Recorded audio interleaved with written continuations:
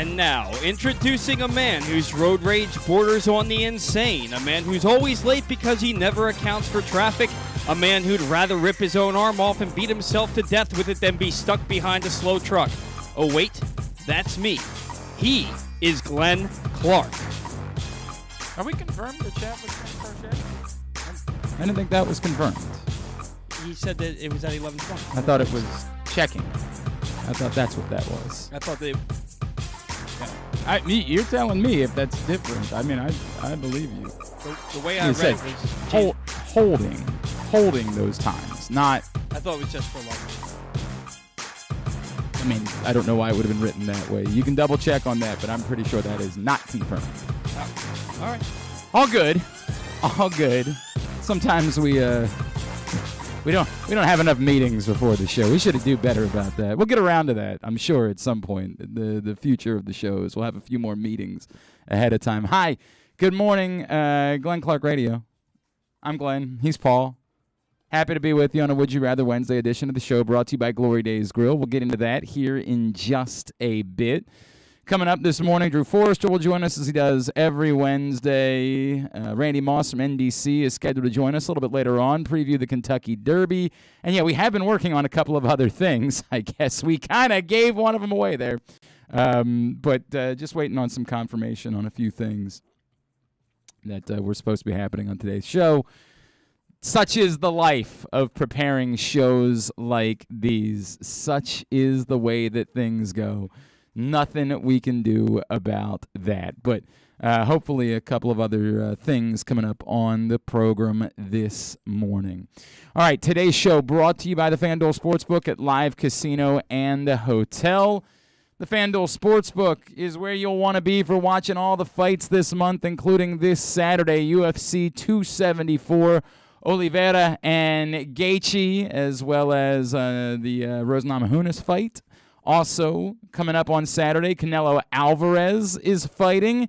You'll be able to watch those fights as well as all of the playoff action and get all of your bets in on their 61 self-service kiosks in the FanDuel Sportsbook at Live Casino and Hotel Maryland. If you want to reserve your spot for Saturday night, because big fight nights tend to be very popular nights and very big crowds in the FanDuel Sportsbook. So if you want to reserve your spot, the way to go about doing that is to email events@sportssocialmd.com. Events@sportssocialmd.com. Let them know you're coming out. You've got a group of folks you want to bring, whatever it is. You want to reserve a table. You want to reserve some reclining chairs. You can do any of those things, but you got to email events@sportssocialmd.com for Saturday night and a big fight night, or for later on in the month for Gervonta Davis's next fight as well. Big fight month in the FanDuel Sportsbook at Live Casino and Hotel Maryland. The basketball phenomenal last night. I mean, the first game was meh. I know I said yesterday I was thinking that the Bucks might just roll the Celtics, so I feel a little bit bad about that because I was wrong. But I didn't bet on it, so I'm okay. The game last night, thrilling, between the Grizzlies and the Warriors. The Gary Payton II thing was as cheap gets. And, you know, whatever. It's a very difficult thing. Because I don't believe that Dylan Brooks set out last night to try to injure Gary Payton II. I don't believe that. I don't know how anybody would believe that. That's way over the top. But that was cheap. There's no getting around that. There's no, well, yeah, but he didn't. No, that was cheap. There was no play for you to make. There was nothing there. That was cheap. And it ended up leading to a player getting hurt. Which doesn't mean the Grizzlies shouldn't be credited with the win. These things happen sometimes in basketball. But I do think that there needs to be more of a conversation about what happens to Dylan Brooks because of it. That was cheap. I know Steve Kerr used the term afterwards that he broke the code. And sort of saying the players have a responsibility to protect each other. It's a little bit different than, say, football, where in football you just have to accept the fact that there are going to be injuries in this game. This is basketball. That's not necessarily the case. Players do get hurt, of course, but not because they're supposed to be run into or has somebody go at their head. It was cheap. It was unacceptable, and I don't know what the NBA does about it. I know in a lot of cases in other sports there have been arguments made, in football for one, where if somebody does something outside the game, outside making a play, and it causes injury to another player, that the person responsible for it should be out as long as the other player is. It's not that simple, because sometimes it involves a player who frankly is a lot better than the other player, and it's not a fair thing to say, well, this guy is going to stay out a little bit longer to make sure that this player can't play. Like if this happened and it was Draymond Green and Dylan Brooks, then the Grizzlies might say, hey, Dylan, sit out a little bit longer. You couldn't come back next week, could you? Nah, that's too much. Because it would make sure that they keep Draymond Green. So I don't think that's ever been the eye for the eye concept. Has never been completely fair to me either. But I don't know what the answer is here. All I know is that wasn't okay. That was gross. I mean, gross. Absolutely not okay. What was okay was watching Ja Morant play basketball down the stretch. And the fact that Ja Morant has decided that he's going to knock down some outside jumpers too, that's a big win. I love the Powerball Ja Morant, the guy who, come hell or high water, is going to go to the hoop. Does not care who you leave out there. Does not care if you play off of him and give him a shot. He's going to the basket and he's scoring. I love that. But if he's going to mix in knocking down shots as well, I think he's already up to 9 threes in this series. If he's going to mix that in, he is lethal. He is dangerous as hell. Look, the Warriors still have a massive advantage in this series, already getting one on the road and now going back home. It took the Grizzlies an overwhelming amount of momentum from that home crowd in order to get one win against the Warriors. The Warriors still have a serious advantage. They also have a better roster, plain and simple. I mean, I love Ja Morant. I think he's a joy. But there's no debating which is the better roster. On one side of the floor are 3 Hall of Famers, Jordan Poole, Andrew Wiggins, insert. On the other side of the floor, it's still mostly Ja Morant. I mean, Jaren Jackson has been great. There's no doubt about that. So I still think the Warriors have a massive advantage in the series, but much like the Grizzlies-Timberwolves series was phenomenal, the first couple of games of this series have been outstanding. And however much we get of that, if they can continue to be that good, sign me the F up. This has been thrilling basketball to watch. Highly entertaining, back and forth basketball.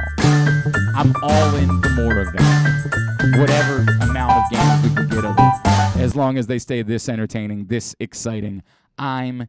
Too strong on the Brooks so those are the, that was the big thing. I know Capitals fans are very excited because the Washington Capitals won Game 1 of their series against the Florida Panthers last night. I did get a couple of bucks on the Capitals. Best road team in hockey, battle-tested. It's sort of the way that I feel about some other things. Like, give me those odds, I'll throw a couple bucks down. I'm not confident in any way that they'll end up winning the series, but it was worth taking a flyer on that, as I told you yesterday, on Live Casino and Hotels social media pages. It was worth taking a flyer on the Capitals, getting plus money in that series just because they've got dudes that have been there and done that before, and they're really good on the road, which kind of negates a little bit of the home ice advantage, which they took away after just one game in that series. So if you're a Capitals fan, I imagine you are sky high today. There was also baseball played last night in Baltimore, and we are very much into the throes of I can't remember anything about the games that are played, and nor am I bothering to watch more than a couple of pitches at most. Though tonight that'll probably be different with Bradish being on the mound. Joining us, well, I'm not joining us. He's part of what we do. He is our 1-minute man. He's Paul Valley. All right. So, honestly, it's hard to find a reason to care at this point because the offense just isn't scoring runs. They've scored 2 runs or less in 14 of 24 games. Last night was no different. They scored 2 runs on 7 hits. They have 11 hits in the series. It's a 2-2 ball game, and oddly enough, it seems to be the story of the Baltimore Orioles. Anytime they score a run, they immediately give it back the next inning. They scored a run to tie the game at 1. Bruce Zimmerman gave it back the next inning. Then they score a run to tie it at 2. And then Joey Crable with 2 outs and runners on first and second throws one right down the middle, belt high, and it gets launched for a homer to dead center field. And the Orioles ended up losing by that score 5-2. Look, they're just not hitting. The pitching's been okay, but it doesn't matter how well you pitch if you can't score runs. Cedric Mullins, every time you think he's getting hot, he comes up and look, credit him. He got the double yesterday, and Trey Mancini had the base hit, but Trey's not hitting. Mountcastle's not hitting. Santander's average is dipping. Nobody's really getting it done with the bats right now, and you can't find anything to really make you care because their roster's not good. Yeah, I mean, it's just this was always going to come. You're always going to get to this point in the season. If you want to say you're a little bit disappointed because, again, you thought the bats might have a bit more to offer, and they started to show some signs of life, obviously, over the last week and a half, and so you thought that maybe that might carry over a bit, then, yeah, you're probably a bit disappointed by that. Now, remember, as I said at the beginning of this series, this is the Twins team. The starting pitching has the best ERA in all of the American League. And we have not yet reached the point in the season where the ball starts carrying a little bit more, and a lineup that seemed to be a bit more predicated on hitting home runs can really benefit from that either. But it doesn't change the reality. The reality is that this is not a good baseball team. It's just not. I mean, you can pray and hope and wish and all of those things that you want, but at the end of the day, it's not a good baseball team. And yes, you can separate disappointment that maybe, as you point out, Cedric Mullins is struggling. I think we all knew that it was going to be very difficult for Cedric Mullins to live up to the standard of a year ago. I think there's still a median to be had between where he is right now and what he was last year, and there can be some course correction to that. But figuring out exactly what Cedric Mullins is has been one of the storylines to me that's been relevant to this season. What is Cedric Mullins? And right now, we don't feel great about that, but we're a long ways away from having a final answer to that question and where he is amongst the pieces within this rebuild. That being said, this is kind of what it is. This is who they are, and the thought that, it's the problem with believing that, like, bringing up Tyler Nevin is going to make a difference. Tyler Nevin could be a helpful piece if you already had a legitimate roster on the field and you just needed somebody to get a couple of at-bats that could, run into one every now and then. If you have expectations that Tyler Nevin is going to be a player and a guy that you can count on at the major league level, that's not based in reality. It's based on mere wishes and hopes. There's nothing about Tyler Nevin that says he's that guy, which, again, doesn't mean he can't become that guy. As I say every time we have this conversation, anyone can still become something that they don't have a track record of being. But we can't assume it. And as everybody was screaming, well, bring up somebody else, the somebody else's aren't answers. We, of course, believe that there is an answer that's coming, but that's one. That's one that we expect to have here in 2 weeks. One answer. And we're asking for him to be an answer on day one. And that's probably a bit over the top, but that's where we are. You're desperate for answers. But that's the reality. The reality is, as much as we want to be excited about the farm system, and as much as we want to be excited about what's to come, and this is the number 1 ranked organization in baseball and all of those things, the actual answers are limited. It's why Kyle Bradish pitching tonight is exciting. Because you're hoping that Kyle Bradish, and there's reason far more than, say, a Tyler Nevin. Again, no offense to Tyler Nevin. There's more reason there is with Tyler Nevin to believe that he could be an answer. It's not a guarantee. It's not even as likely as some other guys. But there's reason to think it's possible. And so there's reason to want to be at the ballpark. if you were going to go to a game this week, tonight would probably be a pretty good night to go.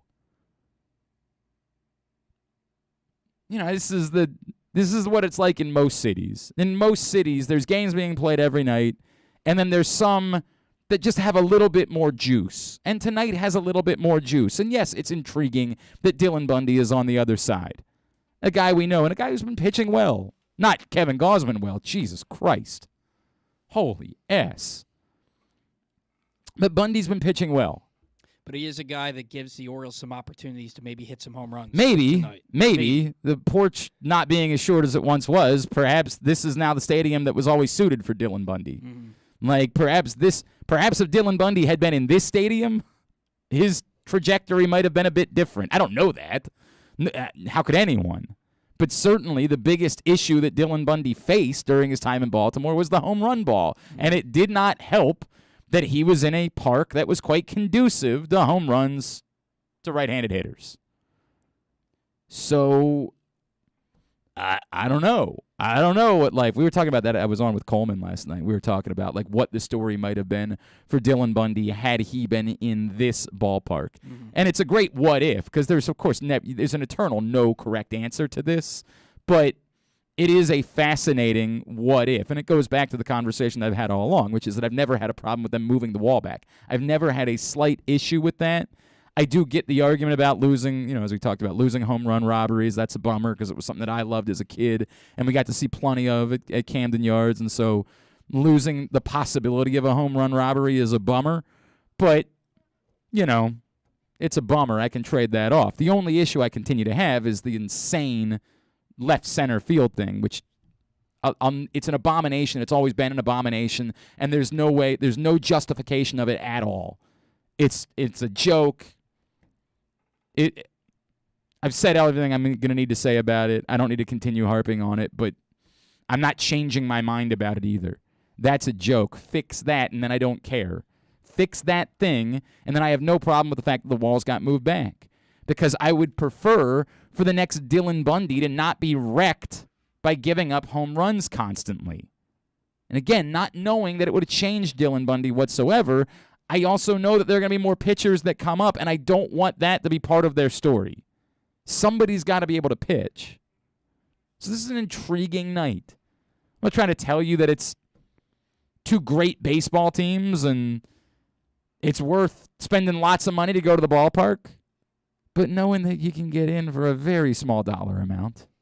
There are plenty of tickets available. If you were thinking about going to a baseball game, tonight would be a neat one to go to. Tonight would be, especially if you didn't get a chance to go out last Friday, tonight would be the one this week that you would kind of circle and say, okay, the way that I talked about the, who did Means pitch against at the beginning of the season? Corbin Burns. The way that I talked about the Means-Corbin Burns game. Every now and then during the course of the year, there's something that you look at and you say, that one's just a little bit more intriguing. We know we're going to get that again in a couple of weeks when Adley Rutschman arrives. We'll probably get one later on this season with Grayson Rodriguez, DL Hall. There'll be days where there'll be a little bit more juice to a baseball game despite the fact that the team's not good. This won't compare to those, like in any way. Those will have real juice. But this one's a bit better. If the average game at the ballpark this season is a 3, this one's more like a 5 or a 6. More like a 5. But, there's reason to want to be there for more than just the most hardcore baseball fan. The only reason to have gone to the baseball game last night is either because you literally have nothing better to do with your life or because you are such a hardcore baseball fan, such a hardcore Orioles fan, that you'll go to whatever game is being played. For the average person, there was no reason to be at that game. Tonight, for the average person, it's not overwhelming, but there's a slight reason for you to walk around this afternoon and say, the hell, I got nothing better to do. I'll go watch a baseball game. Why not? Why not? I'll go see Kyle Bradish. I'll go take a look and see if that guy can be part of the solution moving forward. Spoiler alert, you're probably going to be disappointed by watching the offense. You're probably not going to get much of a thriller tonight. Yeah, Austin Hayes, the only regular hitting above 240 right now. It's You say that like it's a bad thing. it ain't good. Oh, it ain't good. You say so. And another thing, I mentioned the wrong final score. I had forgotten that Keegan Aiken gave up 2 runs in the 9th inning because really, even though I was watching, it Shame on you. It was one of those games where 5-2, 7-2, the game was over. Yes. In the top of the ninth, regardless of what happened. Most certainly was. So and then one other thing that I wanted to point out, and we were talking about Cedric Mullins, and one of these things I've been saying for a while now, it makes you question whether or not he can be the center fielder of the future. Maybe he has to be, I don't know what he has to be, but for the good offense and how many balls he can run down, how many leaping catches he can make, he cannot throw a guy out at the plate when there's a runner on second base and a base hit up the middle. And the second run that the Twins scored yesterday, I haven't paid a lot of attention to that, so he doesn't have a good throwing arm. And there's I mean, I know he doesn't have a great one, but I haven't, like, the idea that he's completely incapable of it. He doesn't attempt. There was a base hit to center field that any other center fielder with a legitimate throwing arm would have tried to throw the guy out at the plate. He just threw up to the cutoff man because he knows he has I don't know if he knows it, but to me it seems he knows he has no shot at throwing a guy out because the arm just isn't strong enough. Interesting. It's just something I haven't paid a lot of attention to. I'm not doubting you because, my God, you actually watch the games every now and then, and I don't. And I love Cedric Mullins. It's just the biggest area of weakness in his entire game is his throwing arm, and it's apparent when there's guys on second base and there's a base hit to center field, they're always going to score. I mean, he still covers a lot of ground. Mm-hmm. I don't know how you view that into the equation. It's something I have to think about. Look, the bat is the more important part. He's got to prove if the bat, not even as legitimate as it was last year, because, again, I don't think many of us expected that was going to be replicated. But if the bat continues to be legitimate enough, then you'll figure that out. You'll figure that other part of this out. And simply covering enough ground will probably keep him in center field, even if there's some disappointment to his arm. Right. Because there's only so many guys that can cover that much ground. I wouldn't be opposed, and I know that the Orioles probably would be, to just switching he and Austin Hayes and putting him in left and Hayes in center. Yeah. Because in left field, the weakest arm on your team is usually in left field. I hear you. And I know that I hear your theory. Again, I'm talking out of my ass because I just don't know enough about the arm and all that sort of stuff. But my gut tells me that someone's ability to cover more ground will always win out over strength of arm in making a decision along those lines. That's my gut. My gut says that's what they would continue to choose to do. Mm-hmm. But I hear what it is that you're saying, and I don't. Your theory is not wrong. Like the math that you're doing to get there, of course, is correct. Anyway, Orioles lose again last night. Tonight, it's Kyle Bradish and Dylan Bundy at the ballpark. And just a small reason why maybe it would be a decent night for you to get out and watch a baseball game. I feel like there was something else that happened in a baseball game that I haven't. The Yankees scored 9 runs in an inning to win their 11th straight. Yeah, there was that. And then, of course, there was the very cute story of the Blue Jays fan that caught the Aaron Judge home run and found the kid that was wearing the Aaron Judge jersey. It was very sweet. I mean, it was a very nice – it got a lot of traction on social media. We, of course, still harbor some ill will to Blue Jays fans because of the Hyun-Soo Kim incident all those years ago. But, that was kind of an adorable, sweet moment. If you missed it, just search Aaron Judge on Twitter and – you'll come up with it, and then you'll feel a shred of decency about humanity, and we could all probably use that right about now. Any sort of decency that we can feel about humanity is helpful, so I think that would be worthy. I feel like there was something else, though. I feel like there was something else that happened that was baseball-related, and I'm already blanking on what it was, so what do we do now? Do we dance? How do we fill this? Because I'm already blanking on it. The Twins pitcher, Ryan, made a hell of a play on Santander. He did do that. I also didn't know that he was a water polo player. I learned that from That's a hell of an athlete. The couple of oh my God. You ever try to play water polo? No, I haven't because I'm not that good of a swimmer. Whew. Like I can. It's not that I can't. I always say this all the time. It's not that I can't swim. I can swim. You know what I'm not good at? I'm not good at treading water. This is not a joke. I'm not good at treading water. It is damn hard. I think it's because I have this syncope condition that like my body kind of starts to panic whenever I don't have grasp of something because my blood doesn't flow the right way. I am not good at treading water. And so I watch what these cats are doing playing water polo. I'm like, nah. Not even worth a shit. And not that I ever had a bunch of buddies that were like, hey, Glenn, want to get together and play some water polo today? Like, that's never occurred in my life. But if it were to, I would say, I'm good. When I was a kid, my sisters and I went Oh, to... it was Dusty Baker, but that's what I want to talk about. We'll yeah, get he to it in a won. second. He won his 2000th game. That was the other one. When I was a kid, my sisters and I, we played on a tennis team, and we would go to country clubs and we would play interclub tennis, and then afterwards we would go swimming. Well, the one club that we went to, in order for you to, if you had never been there before, in order for them to allow you to swim, you first had to tread water for a minute straight. Yeah. Before they'd let you swim. Yeah. And I did it, but let me tell you, I wanted to die. Oh, yeah. I mean, like, that sucks. And I get it. You need to know how to tread water. It's not that I don't know it. Again, I keep, when I say these things, people are like, what, you can't swim? Like, no, I can swim.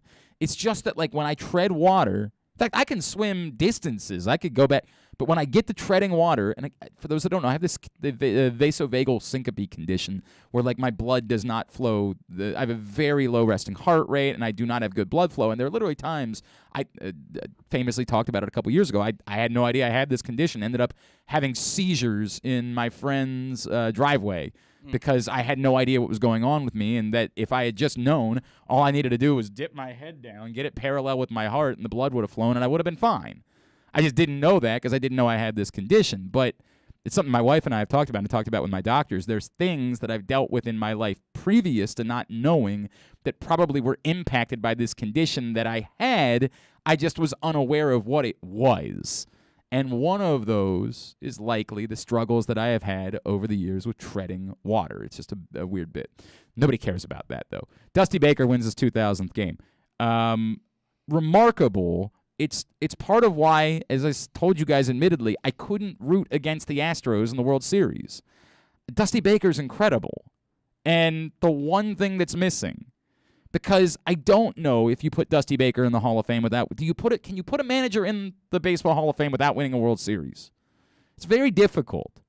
It's tough for me to comprehend that. It's what I said about Buck, frankly, that if he could just win a World Series, there's probably a Hall of Fame argument. Well, there's a damn good Hall of Fame argument for Dusty Baker, and if I read correctly, literally every other manager that's won 2,000 games is in the Hall of Fame with the exception of Bruce Bochy, who just retired, so whenever they do one of these committees again that he's on, he'll almost certainly go into the Hall of Fame, despite the fact that he lost a lot of games, too. Dusty Baker's incredible. Dusty Baker's great. He's a trailblazer. He's all of those things, and he made it impossible for me to root against the Astros the way that you guys were during the World Series last year. I wasn't rooting against them. And frankly, I wouldn't have rooted against the Astros. Even with another manager, I wouldn't have rooted against them the way that you guys do because I've had that conversation a billion times. But it made it made me so that, frankly, I was rooting for them. I wanted them to win because I wanted to see Dusty Baker win a World Series. And I have zero emotions towards the Braves whatsoever. So that was the only emotion I felt, is this dude has been a boss for a long time. And it's a bummer that, like, Steve Bartman happened and the Cubs fell apart all those years ago because maybe that could have been his. I know a lot of you hate Barry Bonds, so you probably were not unhappy to see them lose to the Angels in the World Series that year when Barry Bonds hit the most ridiculous home run I've ever seen in my entire life. Mike, I don't think that thing is still landed 20 years later that he hit in that game in Anaheim. When they were down, remember they were down by 2, and it was the 9th inning, and he hit a solo home run, and I've never seen anything like it. I mean, it is still traveling through the night at this point. So that you probably rooted against Dusty Baker then, too, because you didn't like Barry Bonds, but, man, you can't get me to do it. I can't root against Dusty Baker. Guy's just a beast, and it's remarkable to win 2,000 games. It's a testament to his career that he's still this well thought of. The longevity, and he ain't Tony La Russa. Like, he ain't. There haven't been problems with Dusty Baker the way there have been with Tony La Russa either. So his kid also hit a walk-off homer in the minors last night. Oh, that's neat. That's cool. Of course, Darren Baker, famously JT Snow, saved his life at the plate in the World Series. Or was it the World Series or was it just the playoffs? It was in the World Series. Those years ago. Darren Baker, now in the national system, was drafted, I want to say 2 years ago. And, yeah, it's cool. That's cool. So a neat moment for Dusty Baker last night. All right, when we come back in, Drew Forrester is going to join us. Lord knows what's on his mind. We'll talk to him about it. Today's show also brought to you by your local Toyota dealer and buyatoyota.com. Make the most out of every day in a Toyota RAV4, available in hybrid or gas-only models. A RAV4 can get you where you want to go in style. Check out buyatoyota.com for deals on new RAV4s from your local Toyota dealer today. Glenn Clark Radio. The latest edition of Press Box is available now. On the cover, Luke Jackson profiles Orioles catcher Adley Rutschman, diving into where his passion for baseball and for catching comes from and how he uses that passion to elevate those around him in the Orioles organization. Also inside, Bo Smolka takes a look at how the Ravens' 2021 draft picks can make progress in year 2, and Glenn Clark offers a very unique tribute to former rival Mike Krzyzewski that all Maryland fans can appreciate. Press Box is available for free at over 500 area locations, including 60 Royal Farm stores, and you can always find the entire edition, as well as the best daily coverage of the Orioles, Ravens, and Terps at PressBoxOnline.com. That first sip. That first bite. Start your day off right with a delicious breakfast at Royal Farms. Choose from a fantastic selection of fresh Royal Farms breakfast sandwiches and top it off with a rich hot cup of the freshest coffee in the world. At Royal Farms, breakfast is available day and night. It's the freshest breakfast in the world. Real fresh, real fast. Royal Farms. Answering Baltimore's calls for help, running in when others run away, working together toward one shared vision for a thriving city. That's your Baltimore Police. But the department needs more good people, people like you. Join a proud new generation of Baltimore Police and make an active difference in your community. Start with competitive wages and excellent benefits on day one. Join for good at bpdrecruit.org. Sports betting has come to Maryland, and we're ready to help you win some money. Tune in for Simply the Bets with Glenn Clark and Paul Valley every Tuesday morning at 11:40. FanDuel Sportsbook GM Bruce Billick and VSiN's Aaron Oster join the guys every week to give you all of the info you need and even a few winners. So come win some money with us on Simply the Bets every Tuesday at 11:40 a.m. Brought to you by the FanDuel Sportsbook at Live Casino and Hotel Maryland. Listen at PressBoxOnline.com/radio. Watch at YouTube.com/PressBoxOnline. Baseball is back, and so is the spring seasonal menu at Glory Days Grill. Start with the opener, flash-fried pork belly with our popular Korean No. 2 sauce, and take a bite out of the Crunch Burger, topped with home run sauce, white American cheese, and house-made chips. It also features irresistible options like a baseball-cut sirloin with blue cheese, grilled shrimp with garlic butter, and a strawberry salmon salad. And then there's the closer, the Cracker Jack Sundae with a waffle, ice cream, and Cracker Jack. This menu will be gone at your neighborhood Glory Days Grill. GloryDaysGrill.com to find out more. Great food, good sports. We can't imagine why you'd want to, but you can watch GCR live. It's at Facebook.com/PressBoxSports. And try to guess whether these guys are wearing any pants. John wants me to give some love to Liverpool because they punched their ticket to the Champions League final. That is true. They did that. Of course, John's very excited about the football action. It's the football that's being played. That's what he's very excited about. The other Champions League leg 2 is coming up this afternoon. Real Madrid and Man City for the other spot in the Champions League final. He is Drew Forrester. He joins us every Wednesday here on GCR. Drew'sMorningDish.com. Fairways and Greens each Sunday at noon on 105.7 The Fan. Hey, by the way, it was really great to see you this past Sunday. I was listening to you on the way in, and then it was really neat to get the chance to see you in studio when we were doing our show. Man, I really loved that. It was glorious football. You forgot to add that lunatic, that absolute loon out there in Arkansas. Glorious football. When did you decide to go to war with John? Of all the people I go to war with John? Here's why I go to war with John. Because his brother is totally sane. Oh, stop it. I don't think, in fact, I know that's not true. I know it's a his fact. His brother is a long-standing, well-respected Republican in this. Oh, so this is all about politics to you. That's what this is. This is singularly. I knew this day would come for you, by the way. I knew it would happen. It became a simple. No, the reason that I don't, I shouldn't say that I don't like John, because that's strong. The reason I have a lot of dismay for John, I'm kidding. Don't want to talk about sports. You are. What a piece of work you are. John's actually a good man. So it when took he sleep. When he when he sleeps. sleeps, right? It took you all of like 3 weeks not show up for your own show. It's a hell of a run you've got going on over there. And the ratings are going great, and all they're telling me is keep doing what you're doing. That's what they're telling you. Yep. That's the feedback. Going great. By the way, do you know how to get paid? Because I don't. I gotta look into that. Oh, I couldn't do the app.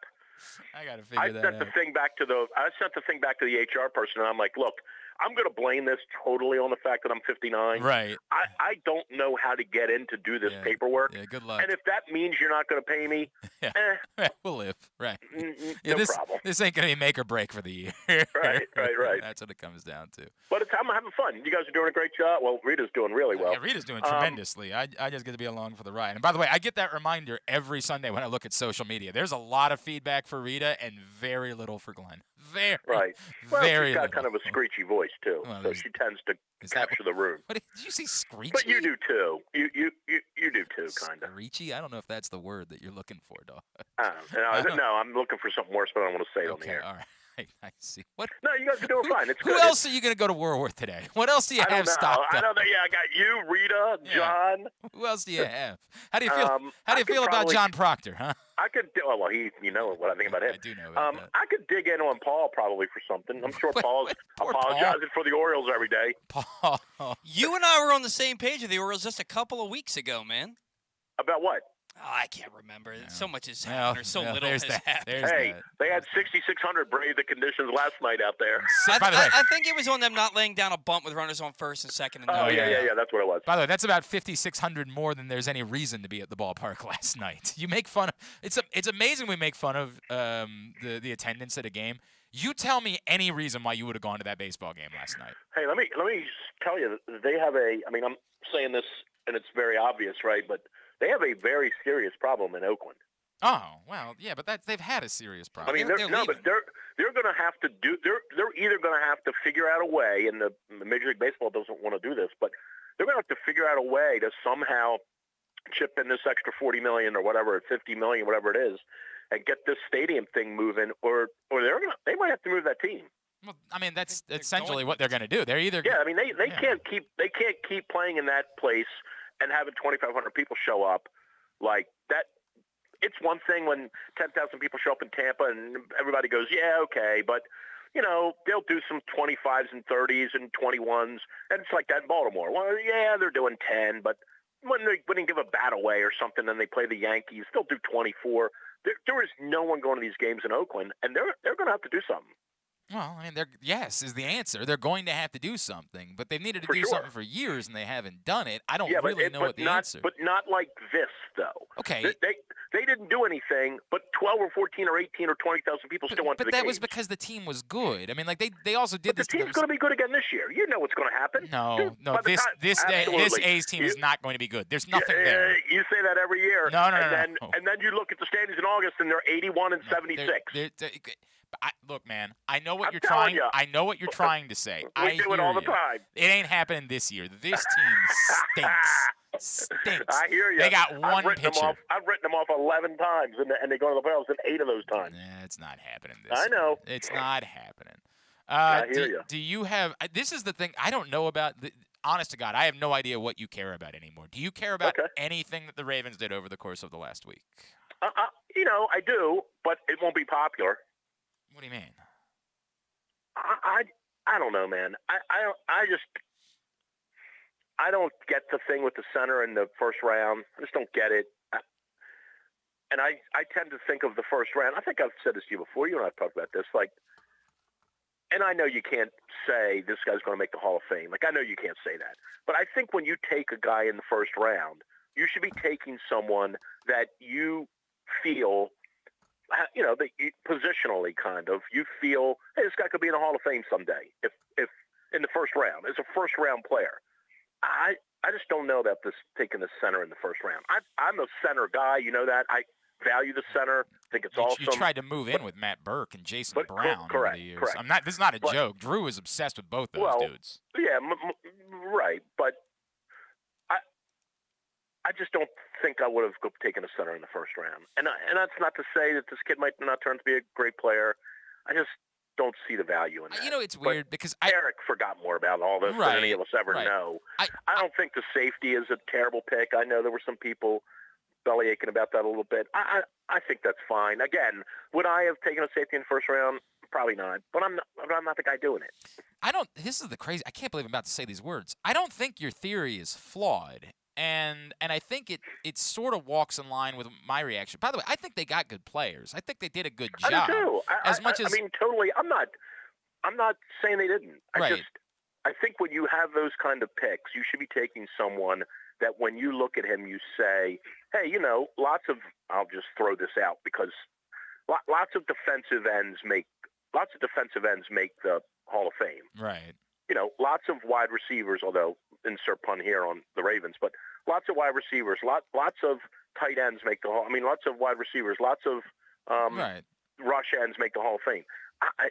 You don't see, unless they're really, really special, you don't see many safeties make it. You don't see many centers make it. Yeah, you say that. I mean, you don't see a lot of defensive tackles make it either, and I wouldn't really have had an issue them taking a defensive tackle in the first round. It's a weird conversation. Anyway, by the way, I think it's more relevant. They all turn out to be good players. Who cares? And I think it's more relevant about center than it is about safety, right? Like, I do think that getting a I would safety agree, especially hybrid. in this league. Yes. In this league, in the passing league like this, you do need a guy, whether or not he's a thumper or a ball hawk or whatever, you know, whichever one of those slots he fits in. Right. I didn't have an issue with the safety, and to say I had an issue with centers, I don't really care. But I do think it was a little weird to take a center that early. If your point is, the Ravens have a lengthy track record of finding someone who can play center.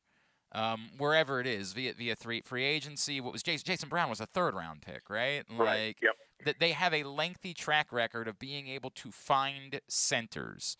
And this is not the way the majority of teams go about finding theirs. Now, the Cowboys found one in Travis Frederick a couple years ago, and they did use a late first-round pick on him, and that turned out to be pretty effing good for a while. He's not going to be in the Hall of Fame, but go back and look at that draft. It was a pretty damn good use of a first-round pick. So it's not as if there isn't any sort of track record that says you can do this and it can work out for you.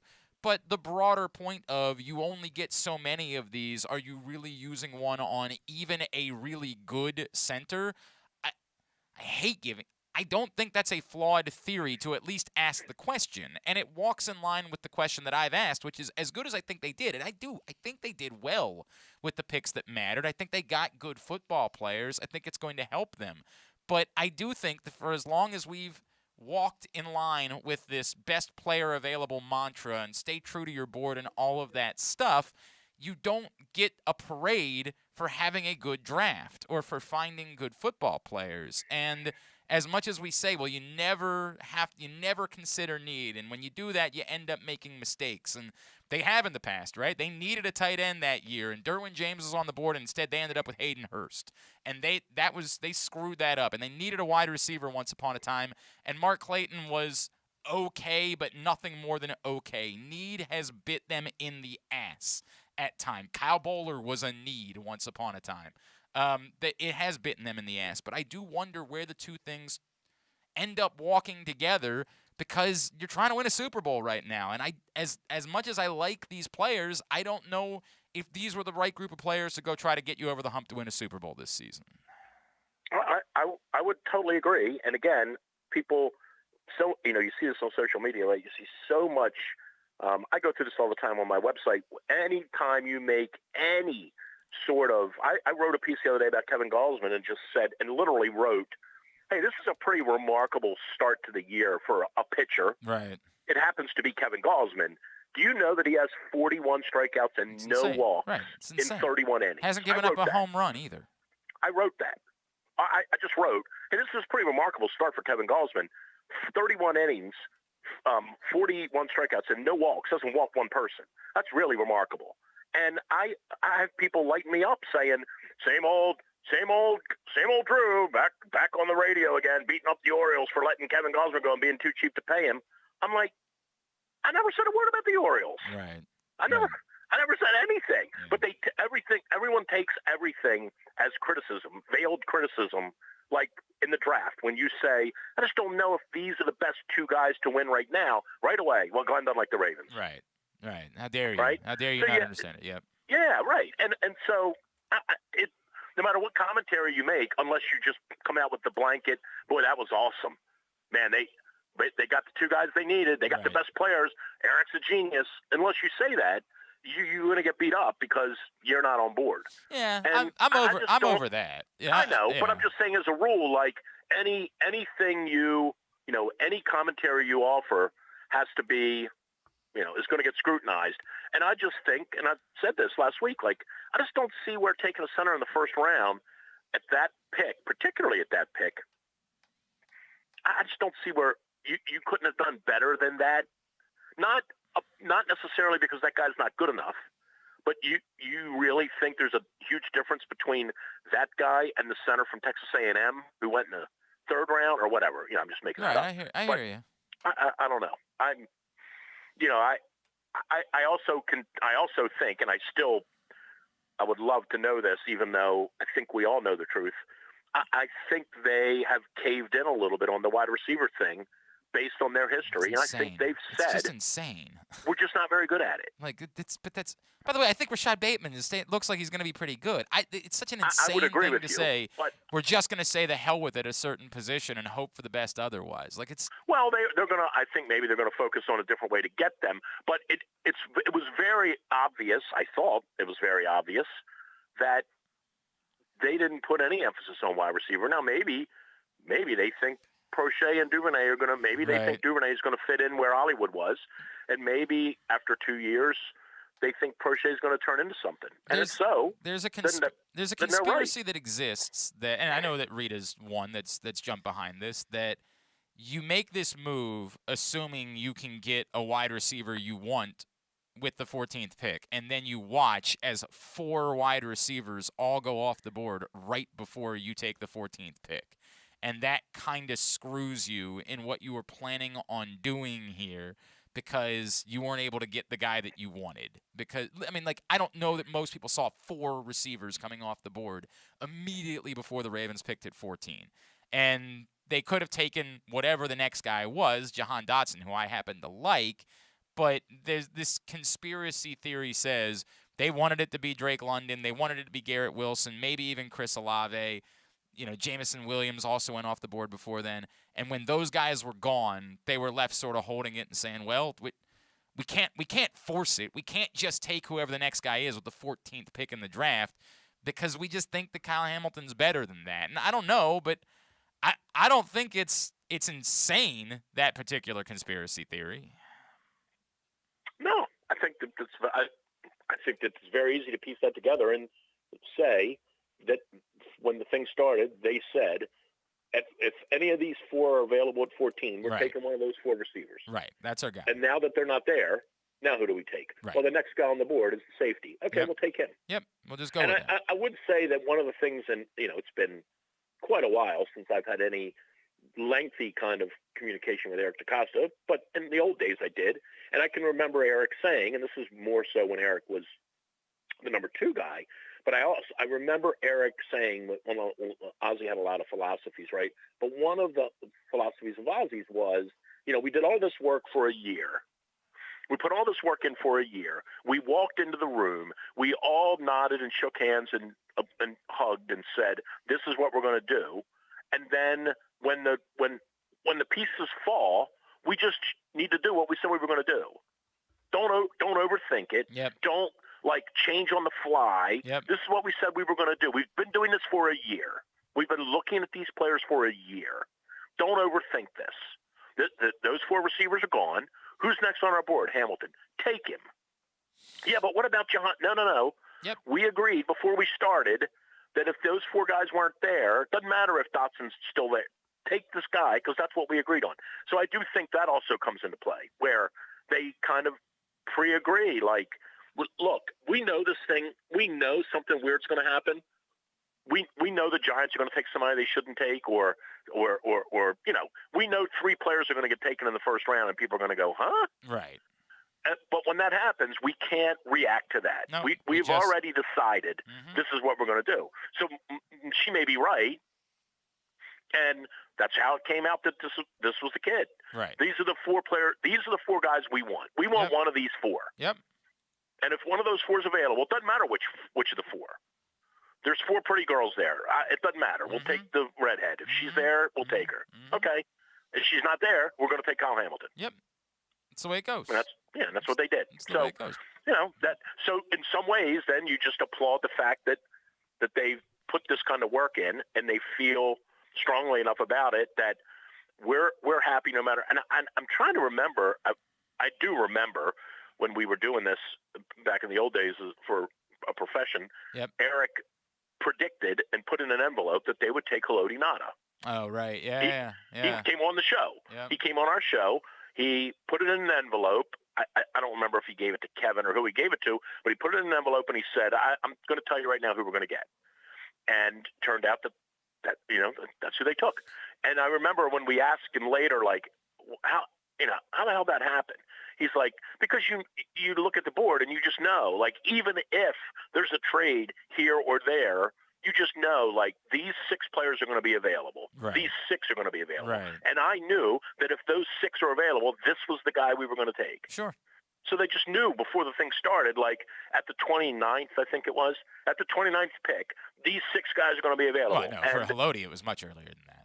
I don't remember where it was, but whatever it was, this is the guy we're going to take, and that's who it turned out to be. Yeah. So Haloti was the 12th pick. 12th, yeah, 12th, correct, right. Correct, exactly right. All right, let's play a little Would You Rather Wednesday, brought to you by Glory Days Grill. By the way, whatever happened to him? Boy, he stunk. Yeah, Haloti Ngata, this would be awful. Just an awful football player. Didn't help at all. Glory I Days. remember the first time I shook his hand, and his entire hand went around like my whole arm. I think I've told the story before.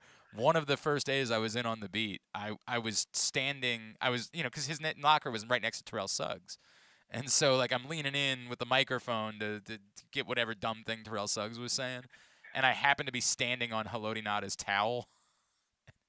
Like, he taps me on the shoulder, and I turn around, and I just look up, and I'm like, whatever, man, have my girlfriend, have whatever it is that you want, dude. He was. I would always use the term, like, he sort of lumbered into the room. Yes, no question. He just kind of, this shadow showed up, and you're like, oh, okay. Yep.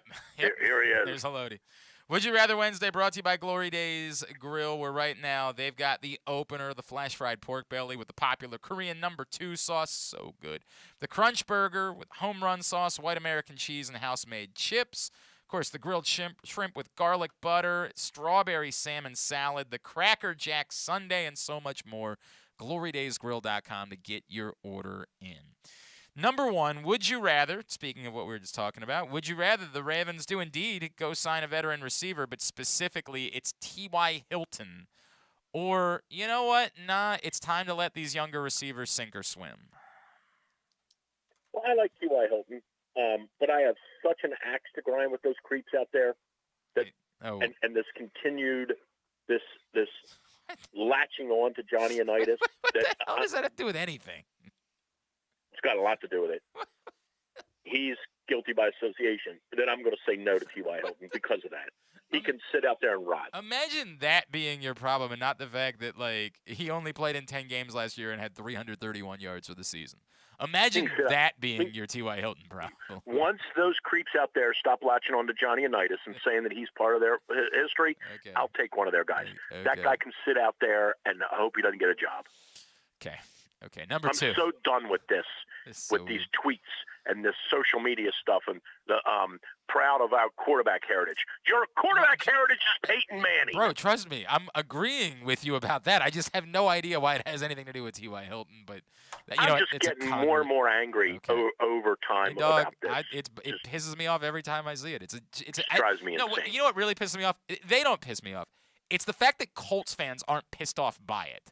Like, imagine being in Baltimore, and if things had gone a different way, imagine being beat over the head with Jim Brown over the years. Sipe. Right? How pissed off. Flacco will never be as good as Brian Sipe. Right. He doesn't have to be. Bernie Kosar being shoved up your, like, imagine that. Right. And all you'd want to do, I couldn't fathom that in this city. I would say to my own team, shut up. No one can. You know how annoying it is when we look up Orioles records and you see St. Louis Browns records in there when you're just trying to find out who the 10 best the most home runs in Orioles history are. Ruined many a tidbit. Yeah, I believe it. It's obnoxious. I can't believe that's the infuriating part to me is that people in Indianapolis aren't pissed off about it. Don't say stop it, right? Because we know T.Y. Jim, Hilton can stay out there. There we go. Number 2. Today, of course, being May the 4th, so in honor of that, unfortunately, Drew, I don't know what happened. I'm very sorry, but Mrs. Forrester is no longer in the picture anymore. So you're single. What? Yeah, I'm sorry. I'm so sorry. Where'd she go? What happened to her? Well, she finally caved in. I got to be honest with you. She did better. I'm just right. Well, hey man, we all know, right? Right. So you're single again, and you meet someone. They're incredibly good looking. I mean, she's gorgeous. Okay. Way out of your league, which that's not a very high bar, of course, that we're talking about. But their singular interest in life, and I mean singular interest, is Star Wars. I'm talking conventions. I'm talking cosplaying. I'm talking there's nothing else. They're not into Springsteen. They don't know. The only thing they care about in life is their obsession with Star Wars, and they expect you to be a part of that. So would you rather get on board because they're gorgeous, or no, there are plenty of fish in the sea? Yeah, I'll pass. Okay. Number 3. I'm not interested in nerds. Do you see what happened with Bobby Witt Jr.'s first home run? I did. In honor of that, you catch Adley Rutschman's first career home run. Okay. Would you rather give it back for an autographed bat and a chance to meet him, or hold on to it? I mean, you probably won't get to enjoy it because you're very old. You'll probably die, but maybe Ethan could enjoy it at some point. That Adley Rutschman might become the player everybody thinks he is, and perhaps that ball could be worth a lot of money in the future. 100% would give it back to him. Okay, but now let's just pretend nobody was listening. I would 100% give it back to him. Shut up. Stop. I would. Stop. I'm not into that. I mean, just give the guy the baseball. Everybody criticized the dude. He plays for the Orioles, so you already know what's going to happen in his career. Oh, God, man. He's going to flatline. You know that. I mean, there's no question about that. What's wrong with you? Right up until he goes to the Cubs. Once he goes to the Cubs, he'll go out there and tear it up. A bad guy you are. What a terrible. See, all those people on your website are right. All you ever do is hate on. As soon as he goes to the Cubs, he's going to start lighting it up. All right, what's happening on Fairways and Greens? By the way, I heard the date. I'm just saying that. Yeah. I can talk to you about it later. I heard the date of when he's coming up. Well, there's a lot of people have circled one particular date, and I think is it against the Yankees? Yes. Okay. Yeah, I mean most people are thinking about the same date. All right, what's going on in Fairways and Greens this Sunday? Got some cool stuff. We are still working on, but probably will get finished our toughest 18 holes in Baltimore. So I've had a lot of interesting input from people trying to create the toughest 18 holes in the private sector. We'll do the public later, but in the private golf courses, we're trying to create the toughest 18 holes. I have Chris Beloga coming on to talk about Loyola's triumph in the Patriot League Golf Championship. They are in the NCAA tournament. So I'll chat with Chris a little bit, and got some other cool stuff going on. It's Mother's Day, so we might have a Mother's Day golf theme. I have a lot of people are saying Chris Beloga is the second most accomplished man to ever come out of Perry Hall Middle School. A lot of people are saying that. The second most accomplished man to have ever done that. Yeah. All right. I hear you. At Hits a Hooded Four. At least he graduated. Well, no, I graduated from middle school. Right. I mean, come on, man. Gotcha. I don't even remember where Chris ended up going for high school. You go to He went to Coward Hall. That's what I thought. Yeah, that's where he went. At It's a Hooded Forehound on Twitter. Drew's Morning Dish. Some of the kids from Perry Hall could actually pass the test to get into Coward Hall back then. Well, you know what I got on my test. Yeah, barbecue sauce. There we go. That's my guy. Drew'sMorningDish.com is the web. Which is about what Paul got on his SATs. Appreciate you. Come Paul's in here catching strays on a Wednesday morning. I'll see. Will I see you on Sunday? Will I see you on Sunday or not? Well, of course you will. Fairways and Greens, 12-1. Yeah, all right. See you, buddy. Mother's Day. See you, pal. Drew Forrester, Drew'sMorningDish.com. Checking in with us here on GCR. I love that. You know what? Drew does not tell many good jokes, but and it's no way that it was an original of his, but one morning, Gravis Vasquez had a great game the night before, and we were talking about Gravis that morning. It was like the big topic of conversation. And I remember, and this is when I was still like kind of in the throes of deeply caring about Maryland. This is Gary Williams, still the coach then. And he looked over at me and he's like, by the way, do you know what Gravis Vasquez got on his SATs? Like in a deadly serious voice. Like he was trying to say, I know he happened to score a lot better than people would think that he did. Like, you don't realize how smart this kid is. He's like, by the way, do you know what Graves Vasquez got on his SATs? And I'm like, I don't know, what, 1,200? He looked back at me. He said, barbecue sauce. I just heard it, and it's funny. And I peed myself. I was like, you're the least funny person I've ever met in my life. That's genuinely funny. That is a good bit. It's a really good bit. Love that. All right, hour number 1 of today's show is in the books. Also brought to you by Simply the Bets. If you missed it yesterday, tried to get you ready for the week, all the playoff action, the fights, the whole deal. We do Simply the Bets every Tuesday morning, 11:40 a.m. It's brought to you by the FanDuel Sportsbook at Live Casino and Hotel. And coming up tomorrow morning, weekend at Bookies, every other Thursday at 11:40 a.m. So every Tuesday at 11:40, every other Thursday at 11:40 a.m. I'd like to take a break if we could for weekend at Bookies. When we come back in, Dan Wilcox, our buddy, former Ravens tight end, and, of course, the host of the Believe in Ravens podcast with our buddy Bo Smolka. He's going to check in with us. We will get his thoughts on where the Ravens are after the draft. That's next, Glenn Clark Radio.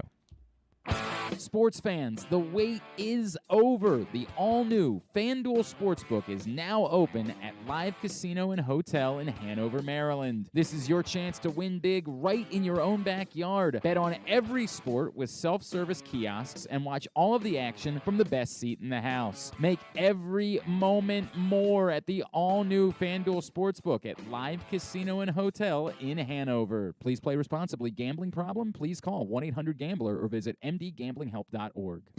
The biggest pro wrestling stars today and all time all have one thing in common. You've heard them on Jobbing Out. Matt and Nick Jackson, the Young Bucks. Thanks for having us, man. Appreciate it. The great Kurt Angle. Thanks for having me on the show. I appreciate it. Matt Riddle. Yeah, man. Thanks, man. The champ, Drew McIntyre. Oh, thank you for having me. The great Ron Simmons. Damn. Keith Lee. Appreciate you guys having me, man. Bill Goldberg. My pleasure. Charlotte. Thank you so much for having me. Mick Foley is with us. This is the greatest name for a wrestling show I've ever heard. MJF. I'm glad you're happy I'm on this show because I'm freaking miserable. Le champion! Chris Jericho. Le champion. AJ, Aaron, Brandon, and Glenn are talking pro wrestling every week on Jobbing Out. Find it at PressBoxOnline.com/radio, iTunes, and SoundCloud. Answering Baltimore's calls for help, running in when others run away, working together toward one shared vision for a thriving city. That's your Baltimore Police. But the department needs more good people. People like you. Join a proud new generation of Baltimore Police and make an active difference in your community. Start with competitive wages and excellent benefits on day one. Join for good at bpdrecruit.org.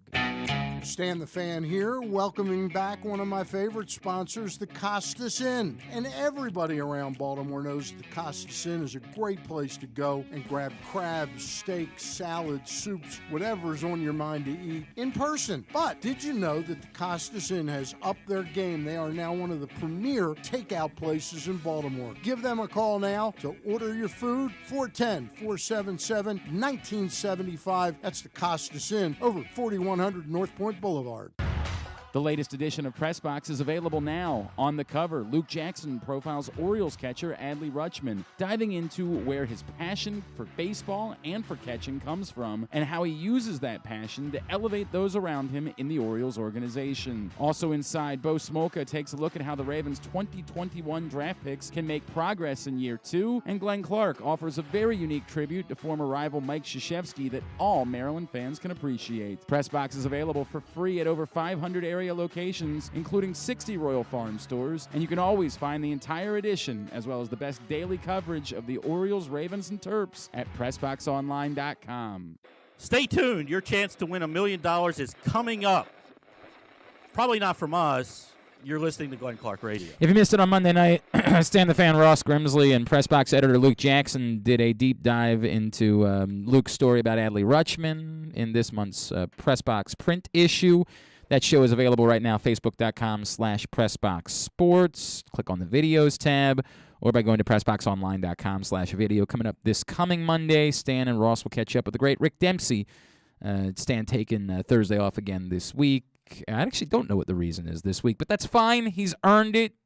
Man's a legend. He can do whatever he wants to do. He'll be back with you next Monday night.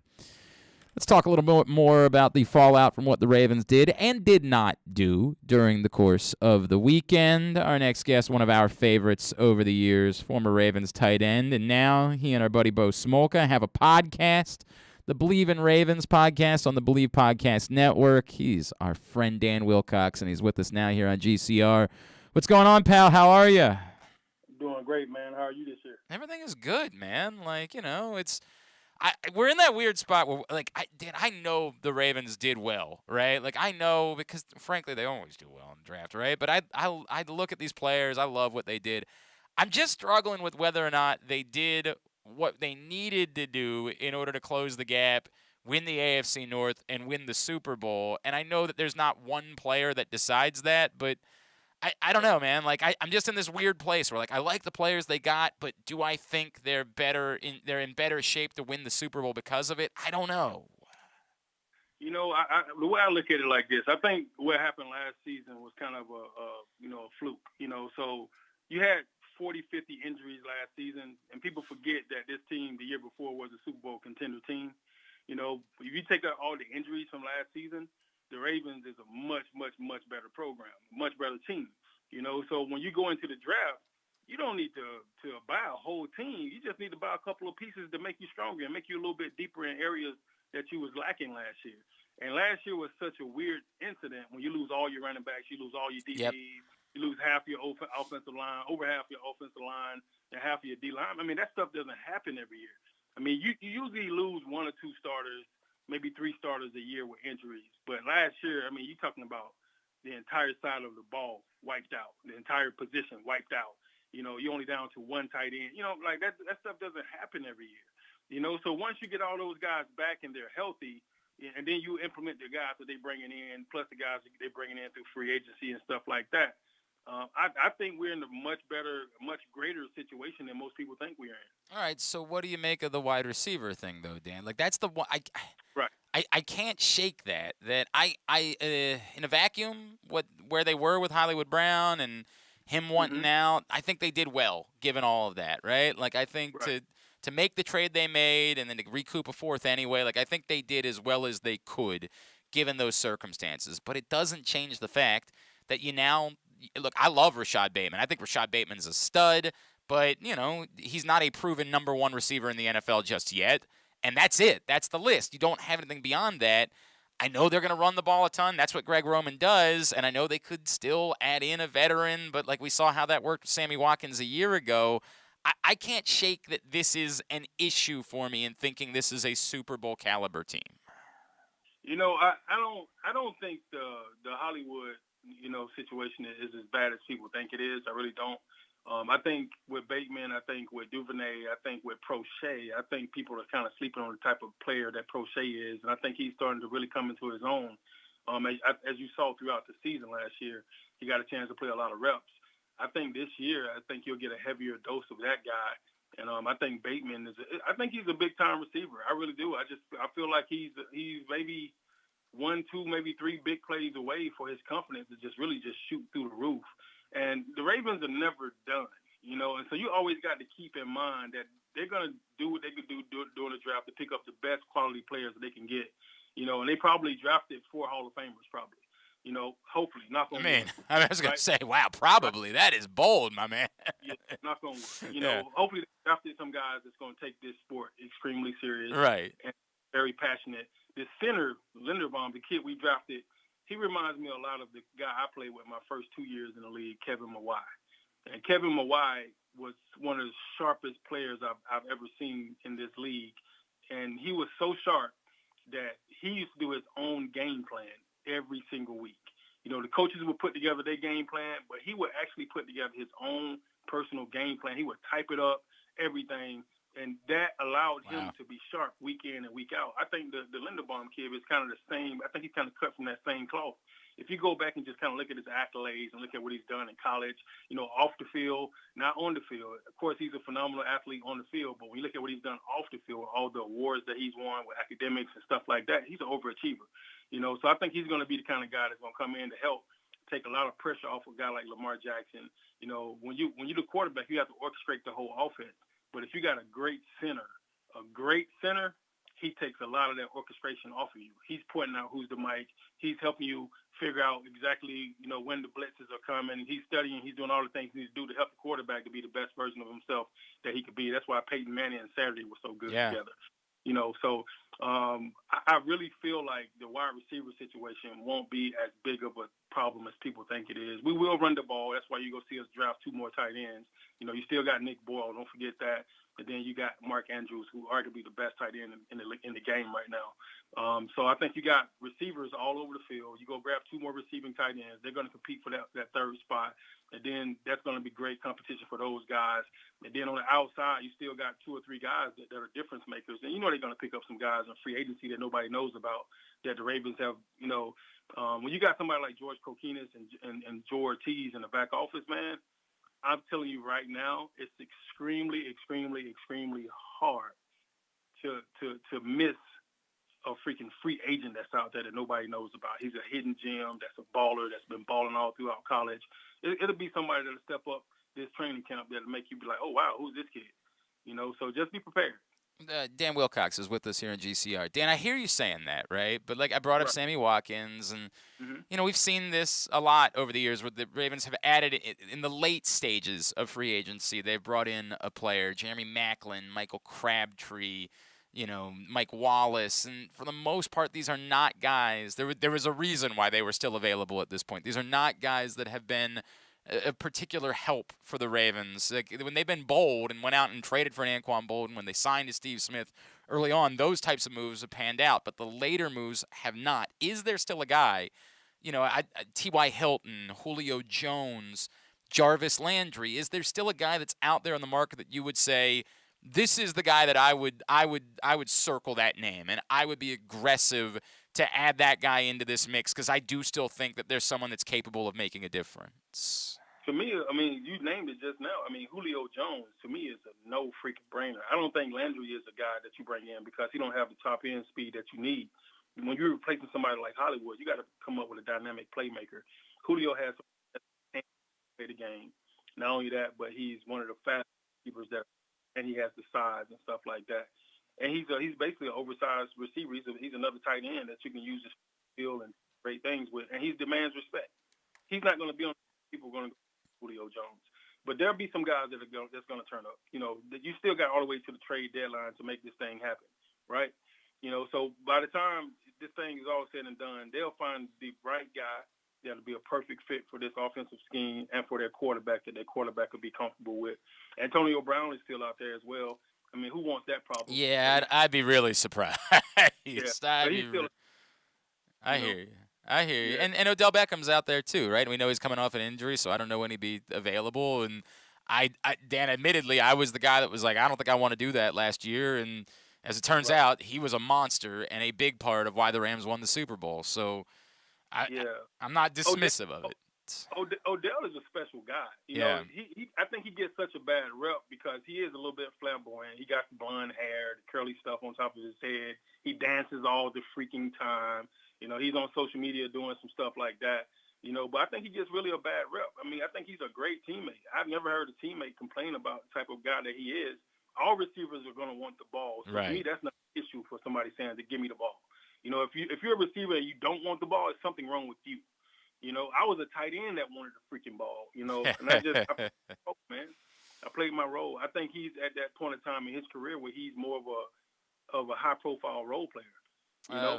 I hear you, and look, I'm not saying no to it. I'm not. I just don't. I think the health thing is the bigger question. Where is he, and when could he be ready to go? And is this, would he be happy to come in and do exactly what you're talking about? And particularly given we know. So let's move into the transition to this, Dan, because we know it's part of the reason why Hollywood Brown wanted out is this offense. And you look at the Ravens drafting another couple of tight ends in this draft, and there's a lot of people that say, hey, this is them declaring very loudly that this offense, they're going to do everything in their power to make it look like 2019 again. And, Lamar Jackson was the MVP of the league in 2019. The Ravens had the #1 offense in football in 2019, but it wasn't because they were throwing the ball to wide receivers, right? They were running the ball, and they were throwing it to tight ends when they threw it.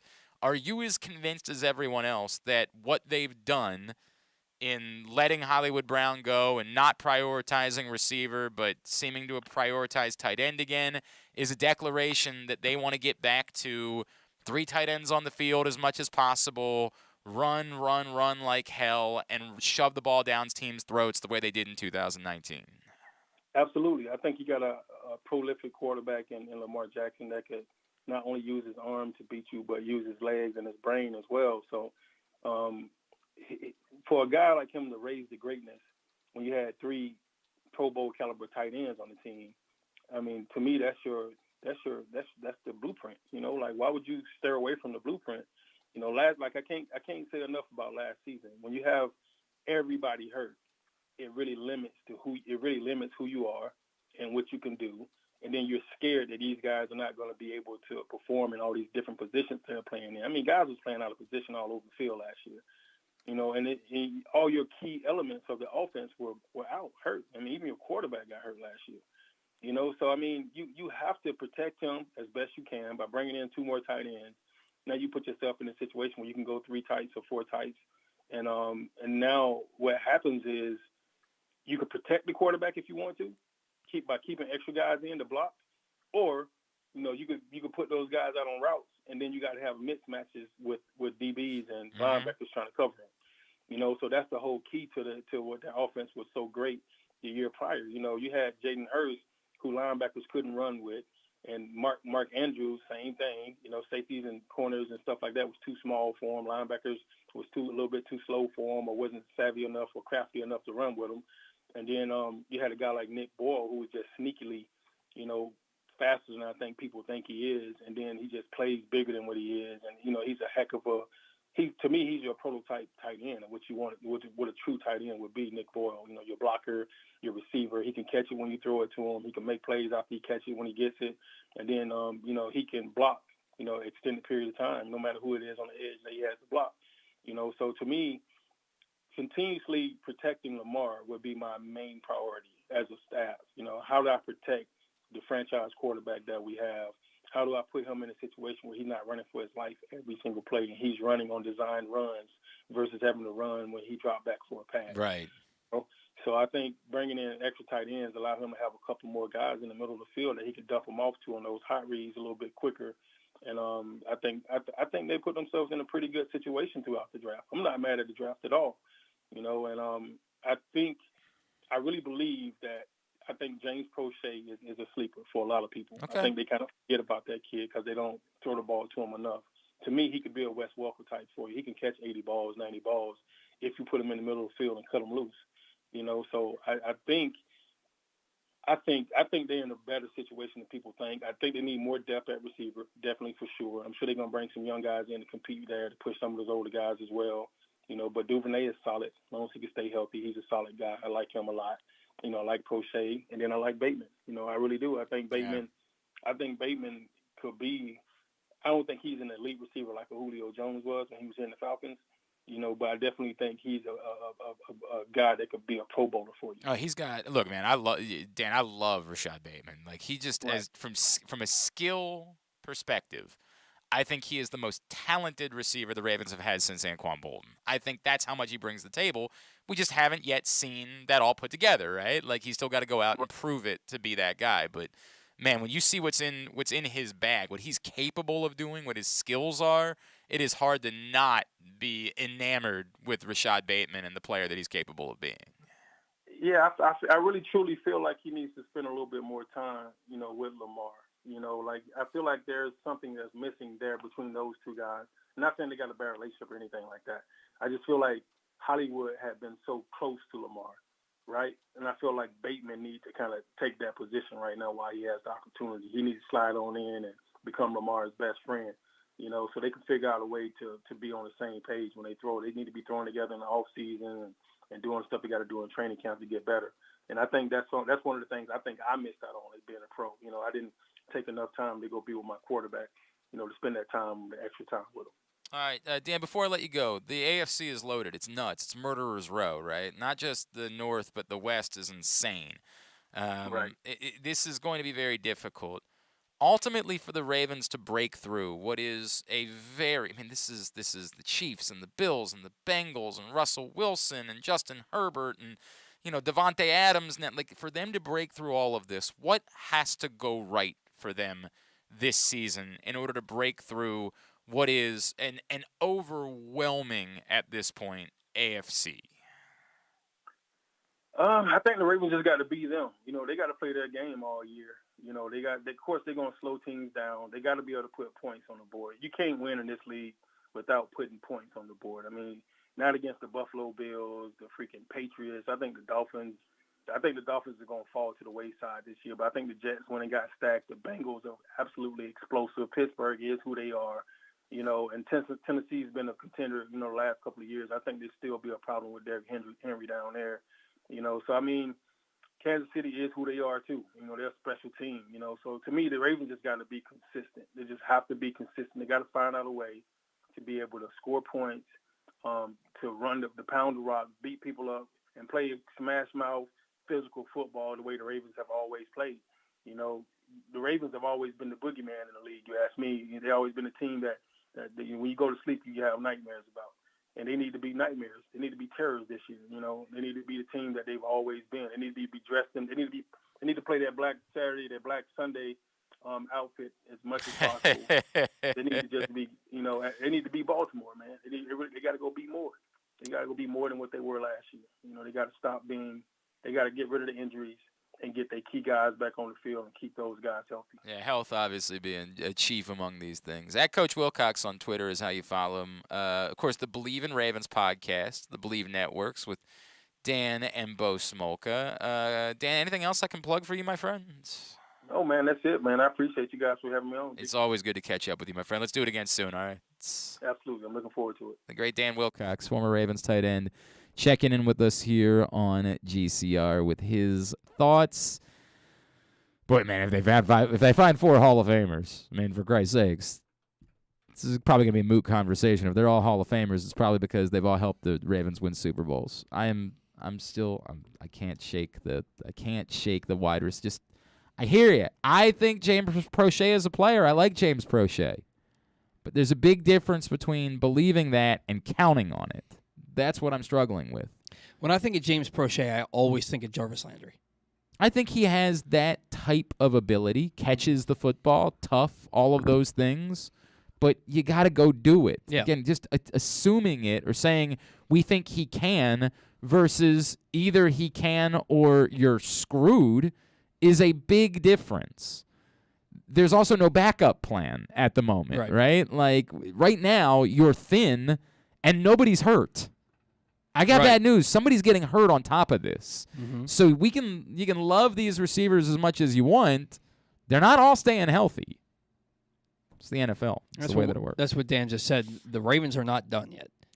They'll go. I have to believe they'll go get somebody. All right. Well, let's get into it. Would you rather Wednesday? Today's show also brought to you by the Baltimore Police. Still looking for folks that are ready to help make a difference. Join a proud new generation, the Baltimore Police. Make that active difference in your community. Start with competitive wages and excellent benefits on day one. Join for good, bpdrecruit.org. You say that the wrong people are the people that are police. Step up to the plate. Be the one to say, I'm going to be the one that makes a difference. I'm going to be the one to lead in the community that way. bpdrecruit.org. All right. Would You Rather Wednesday brought to you by Glory Days Grill. 3 scenarios. Number 1 is exactly what we're talking about. T.Y. Hilton or let the young guys sink or swim? Let the young guys sink or swim. T.Y. Hilton, like you say, he had 331 receiving yards in 10 games last year. I think his career is really, really on the downward trend, and I don't see a difference in bringing him in than bringing in Sammy Watkins last year. So I'm in a weird spot because T.Y. Hilton is definitely not the guy that I want. I don't think T.Y. Hilton helps you all that much, but because of what we just talked about, I still think I would have to go that route. It's problematic, right? I have really struggled with this because my answer is somebody's getting hurt. And right now you have a sheer numbers problem at wide receiver beyond not being top-heavy enough. Right. Well, T.Y. Hilton's not helping you with the top-heavy part of it. He's just not that player anymore. But he does give you a sheer number. The issue becomes, in this scenario, T.Y. Hilton's coming in moving ahead of the young receivers. I want to have my cake and eat it too and say, we'll bring in T.Y. Hilton, but just have him be an emergency option if somebody gets hurt. Well, that's too easy. Would you rather Wednesday doesn't work that way? You're bringing him in, and he's taking on a role if that's the way that it goes. I still think that ultimately the numbers problem is significant enough that you have to do it. Like, there are 4 guys right now, 4, that are even semi-qualified NFL receivers. And let's be fair, we're squinting in order to make Tylan Wallace one of those guys. And not because I don't think Tylan Wallace is talented. I think he's talented. I think that Tylan Wallace is somebody that they like a lot. They bring his name up constantly. There are people that believe that if Tylan Wallace hadn't gotten hurt in 2019, then maybe he would have gone higher in last year's draft. I think that's a reach, right? Because he came back, he played, he was healthy the following season. He was the leading receiver in the entire Big 12, and yet he still fell well into the NFL draft. So I think it's a reach to say that it's about the injury, but it doesn't mean that he's not talented and that he couldn't still be a big part of this solution somehow. Sure. Again, I still think that at the end of the day, you're dealing with a numbers problem. There are 4 even semi-qualified wide receivers on this roster. And I guess my answer would be I'd rather bring somebody in who you know is a bottom of the, like, in order to solve the numbers problem, I'd rather that guy be someone that's not a threat to take away playing time from these guys, or someone who's really good. Jarvis Landry I still think is really good, so of course I'd prefer it to be Jarvis Landry. But forced to make a decision between one or the other, I probably still have to take T.Y. Hilton just because the numbers situation makes sense. Is overwhelming. I can't argue with that. But it ain't perfect. You know, it ain't ideal. There's no doubt about it. This one's kind of split. Doug, I'm not sure that there's anything left in the T.Y. Hilton basket, so I'd roll with the guys that we got. I agree with that. Mark, I'd have to go with the veteran. I'd love for the new guys to step up, but until they do, you need to have some proven guys on the field too. Yeah, but, you know, how proven is T.Y. Hilton at this point in his career, right? Like, I don't know. I genuinely don't know the answer to that question. Govin, it's not feasible to go into the season relying on guys like Prochet, Duvernay, Wallace. They might be the guys, but at minimum we need them to compete with an established veteran who has at least an insurance policy in case that doesn't pan out. Again, the question is T.Y. Hilton an insurance policy? If he has to play, can he help? Don't you have a bigger problem? If these guys can't beat out T.Y. Hilton at this point in their career, the answer might just be you are screwed. And this is what, year 3 for Duvernay and Prochet? Year 3, and year 2 for Wallace. If they were going to prove it, now's the time to prove it. Yeah, I mean, there's definitely an S or get off the pot kind of situation with these guys. Right. But again, I'd rather that them be the 3rd and the 4th. The wide receivers all play. Like, if you're good, you can get on the field, even if you're the 3rd or the 4th wide receiver on a team. So I'd rather them be the 3rd or the 4th wide receiver on a team than immediately have to be the number 2 guy going into the season. Right. That's where I am. But I get it. T.Y. Hilton's not a great answer. It's the reason why this is the question. That's the case. Number 2, I'm sorry I don't know what happened, but Mrs. Valley wised up and she's moved on, and you are single again, my friend. You meet someone. Gorgeous, extraordinarily attractive, but Star Wars obsessed. Of course, there are plenty of those people coming out the woodwork today, and I mean obsessed. I mean, like, it controls their life. They go to all the cons. Their friends are all other Star Wars obsessed people. They're going to be coming over to your house. They're going to be cosplaying, and she's like, look, man, you know, this is a part of my life. I'm going to need you to have some sort of involvement with it. Not maybe like her, but some sort of involvement with it. And that's all she's into. There's nothing else. She's not also a baseball fan. She's not also a reggae music fan. She's not also a foodie. She's just her singular identity in life is Star Wars. She believes it to be a personality trait.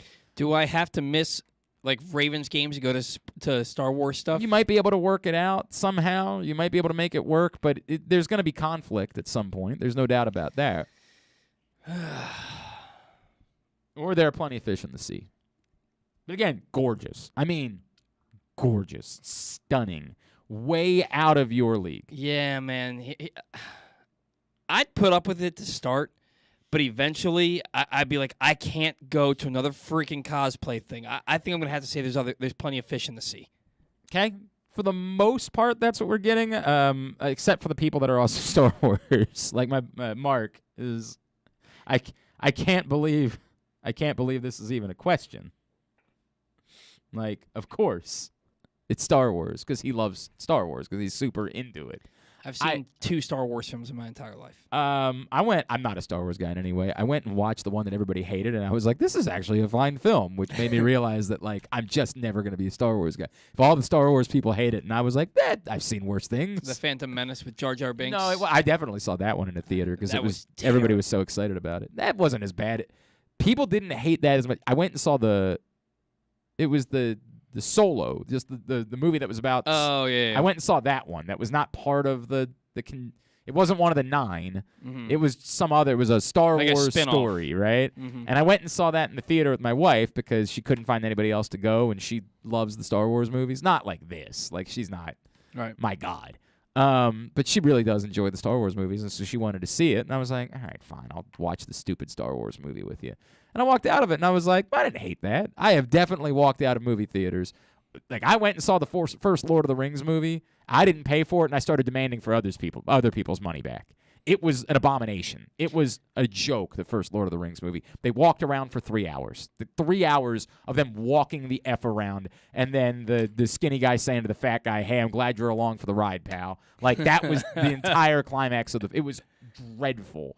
I had to go see an effing Twilight movie once with my wife because she couldn't find somebody else to go, and she promised me a one-time anything in return. And, like, you know, that's a pretty valuable card to have in your Ice book. cream in bed for the win. Exactly right. That's exactly how I was going to cash it in. So I went and saw the stupid Twilight movie. It was so much worse than the Solo movie was. The Solo movie was never a movie I was going to watch again in my life, but I was like, that was fairly entertaining. If you don't know anything about Han Solo and you don't expect you have no expectations. I've never seen the movie, but I can imagine it not being as bad if you have no expectations and don't have. I mean, I don't know what people thought it was supposed to be, but it was an entertaining flick. It was fine. It was again, it's not for me, but I walked out of it like, I didn't, I've wasted 2 hours in drastically worse ways in my life. My stepbrother and I went to see The Great and Powerful, that Wizard of Oz movie with James Franco. Oh my God, I vaguely remember that. And we walked out within the first 10 minutes and got our money back.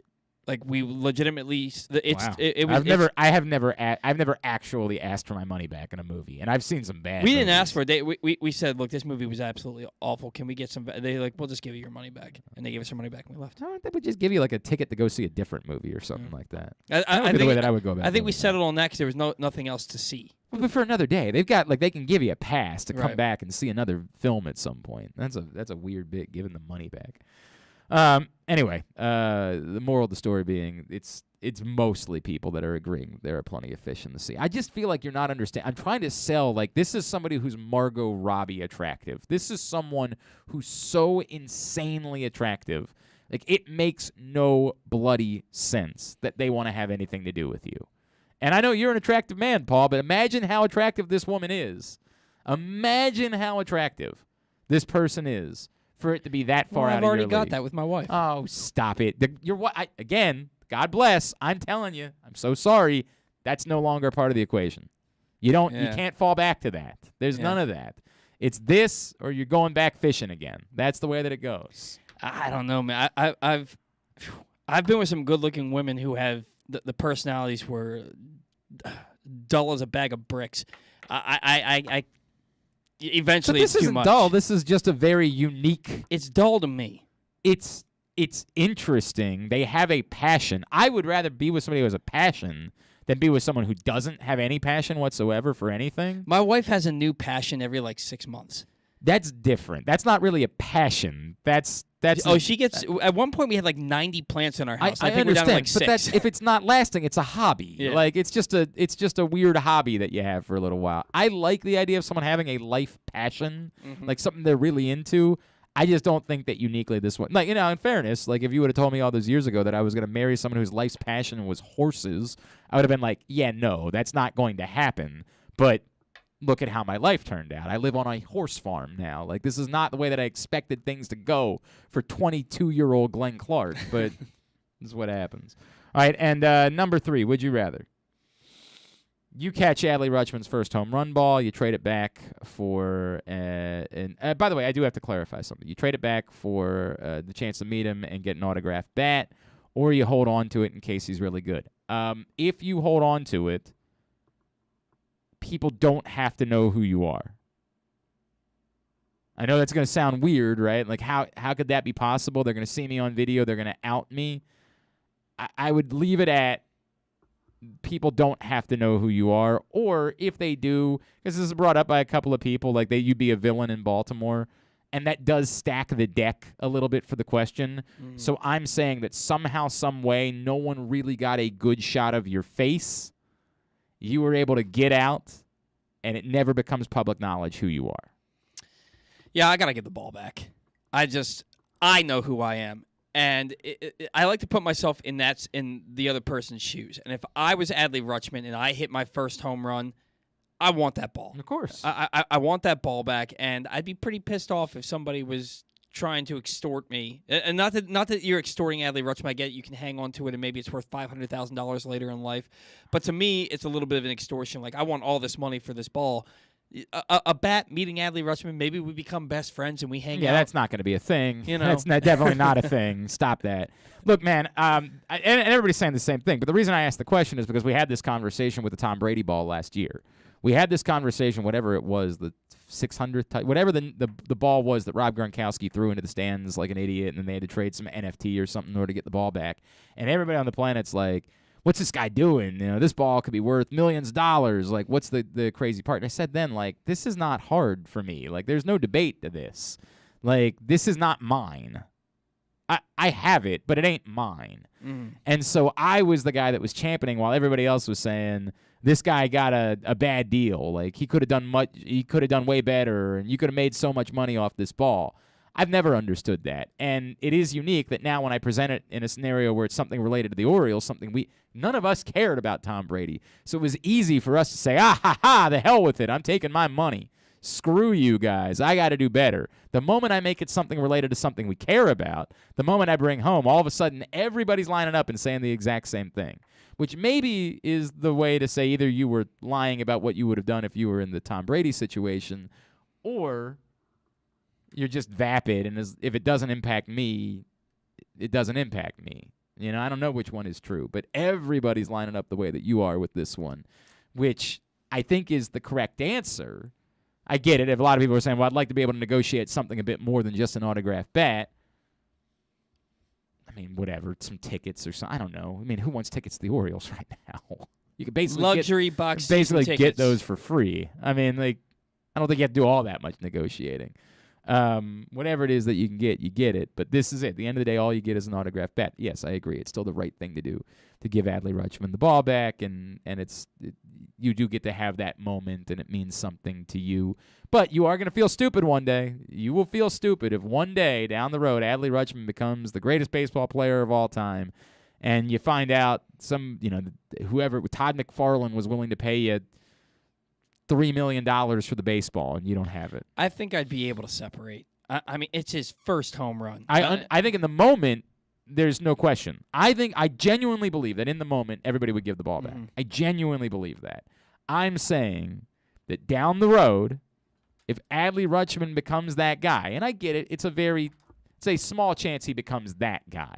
But even if he becomes a Hall of Fame caliber player, even if he becomes that ball will be worth a lot of money, not millions of dollars, but it might be worth six figures one day. And that might be something that you lament, that you wake up one morning and you say to yourself, like, yeah, it would have sucked, but I would like to have that $300,000. I'd like to have that. I don't know. I feel like when you give the ball back, you kind of just accept the fact that if this is... I hear you. I hear you. I just think that it's something that you're going to end up thinking about.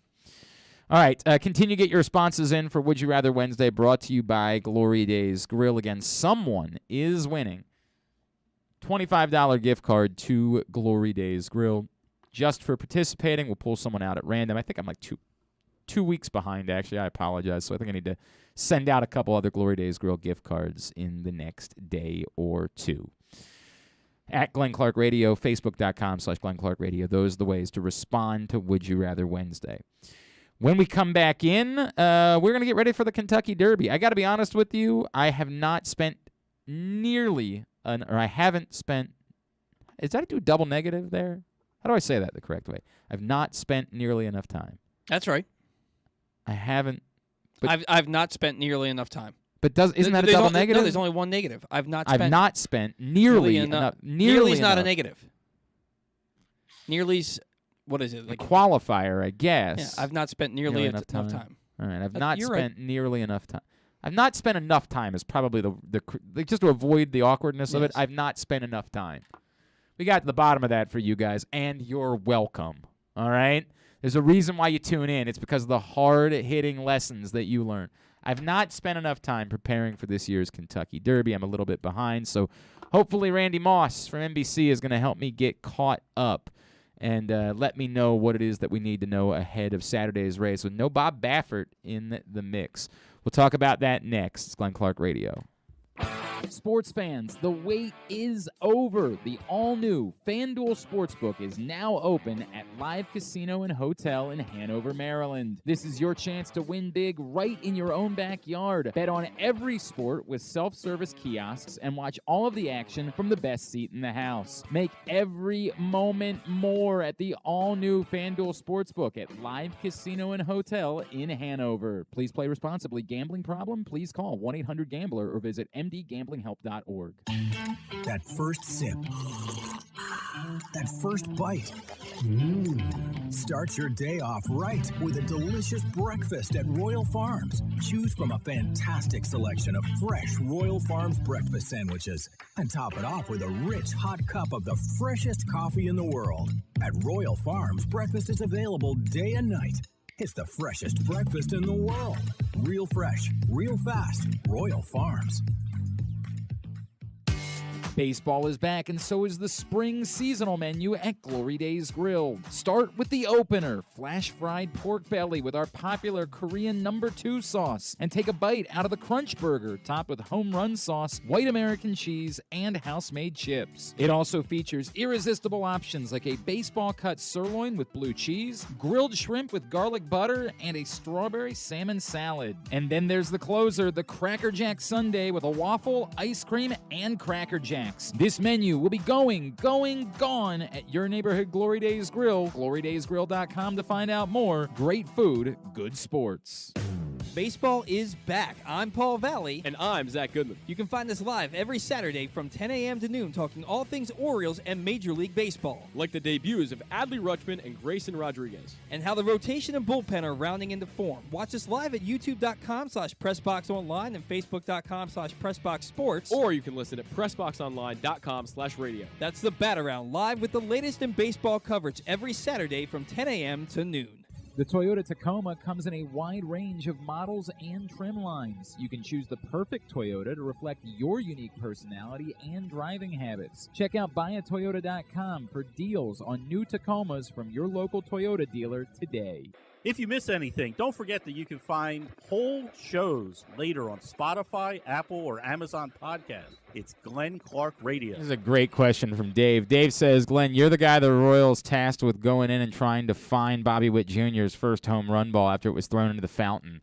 Are you actually trying to figure out if there's a way you can determine that it's Bobby Witt Jr.'s ball, or if you find any ball at all, are you declaring that's the ball and giving it back to him? Great question.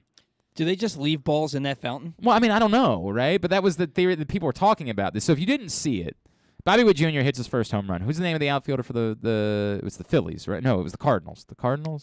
Was it Tyler O'Neill? No, it wasn't O'Neill. It was Dylan Carlson. No. Harrison Bader. Harrison Bader. That's exactly who it was. Harrison Bader. I don't even remember. Hang on a second. I know our buddy Eric Arditi wrote about it at Barstool. Try to pull this up because I don't even remember how the ball it apparently bounced back to the field. I didn't see the video. All I saw is the part where he threw it into the fountain. Oh, wow, okay. So, I didn't see any of it. Okay. So Bader Bobby Witt Jr. hits his first home run. Let's see if I can pull up the video so I have a better answer on this question. Bobby Witt Jr. hits his first home run. It rolls back out onto the field. Okay, I see it now. It bounces just over the wall into the crowd, rolls back onto the field. Bader picks it up and lobs it into the fountain. Now the fountain is now so far away. And looking at it now, I don't know if it's just being tagged during batting practice or not. Like, I don't know if there are 10 balls that go into the fountain during batting practice, but it's not so far away that you would think that it's impossible that it isn't loaded up with batting practice balls, right? Right. And I also don't know why they would feel the need to clean balls out of the fountain between batting practice and a game. Oh, I doubt that they would. Right? So if any balls at all went into that fountain during batting practice, they're still in there. And why would he throw it into the fountain? Well, clearly he didn't know, right? Clearly he didn't. But why would he throw? Was he trying to throw it to a fan and he just missed? Either that, like the lob definitely appeared as though he was purposely trying to get it into the fountain. Looking at it one more time, I'm watching him lob the ball. He's clearly lobbing it towards the fountain. I'm gonna just see if I can. If there's any way to believe that he was trying to throw it to a fan and just overthrew it. Nah, he put a lot of arc on that ball. I think he was trying to throw that ball into the fountain. I think he was pissed off that they gave up a home run, and so he just threw it into the fountain, right, for funsies, having no thought process at all in his mind that it was Bobby Witt Jr.'s first home run, right? Like, it just doesn't – all it is we gave up a home run, I'm pissed off about it, fountain, right? So if I'm the guy that the Royals task with saying, hey, you got to go get that ball, it's Bobby Witt Jr.'s first home run, and I go approach that fountain, and there's a bunch of baseballs in it, I mean, I'm being as honest as I can about it. I might go get all of the baseballs. I might go get a bucket, put all the baseballs in the bucket, walk back and say, you guys decide which one you think is Bobby Witt Jr.'s ball. Because there's just no bloody way for you to know. It's impossible. So am I lying about it and saying, like, this kid is obviously very low on the totem pole. Am I lying and saying I'm convinced I have the ball? Am I Ben Stillering this and, painting a tail on a cat? I'm not doing that. I'm just putting all the balls in a bucket and saying, you figure it out. You tell him which one you think it is. Give him all the balls. He puts them all in his mantle. 100%. One of these balls. They all say maybe? Yeah, exactly right. One of these balls. You can give them out to people and say, you might have the first Bobby Witt Jr. home run ball. Who knows? Right. Look, I'd be pissed off if I'm Bobby Witt Jr., but nothing you can do about it. If you're the kid working for the Royals, there's nothing you can do about it. Maybe throw Bader in the fountain and say, you get it. Right. Yeah, exactly right. You screwed it up, you go get it. All right, the Kentucky Derby is coming up this Saturday down in Louisville. Always appreciate an opportunity to catch up with our next guest. Of course, he is with NBC. He will be part of their coverage of the Run for the Roses. He is Mr. Randy Moss, and he's back with us now here on GCR. Randy, it's Glenn and Paul back in Baltimore. It's always good to catch up with you, sir. Thank you so much for taking the time for us. Yeah, I'm kind of cracking up here. You guys call me on my cell phone, obviously, and the phone rings, and I look down, and the phone says, Maryland Jewish. I've had somebody else say that to me over the years. I don't know what the story is about that. I wish I could tell you there's some – I don't know what that is. I don't know who had this phone number before we had it. I know nothing about that. And I'm also, by the way, convinced that's why we've missed some guests over the years, Randy, is because we booked something, and then somebody looked down and was like, who the hell is this calling? Well, here I am. Don't get me wrong. But the other thing too, Randy, is I've run that up the flagpole with the bosses, and as you can tell, they got right on it. They got right on fixing that over the years. Okay. Randy Moss, good to catch up with you, sir. Let me start with the, I guess what's the elephant in the room? It's the guy who's not there. How weird is it for there to be a Kentucky Derby and there to be no Bob Baffert in Louisville?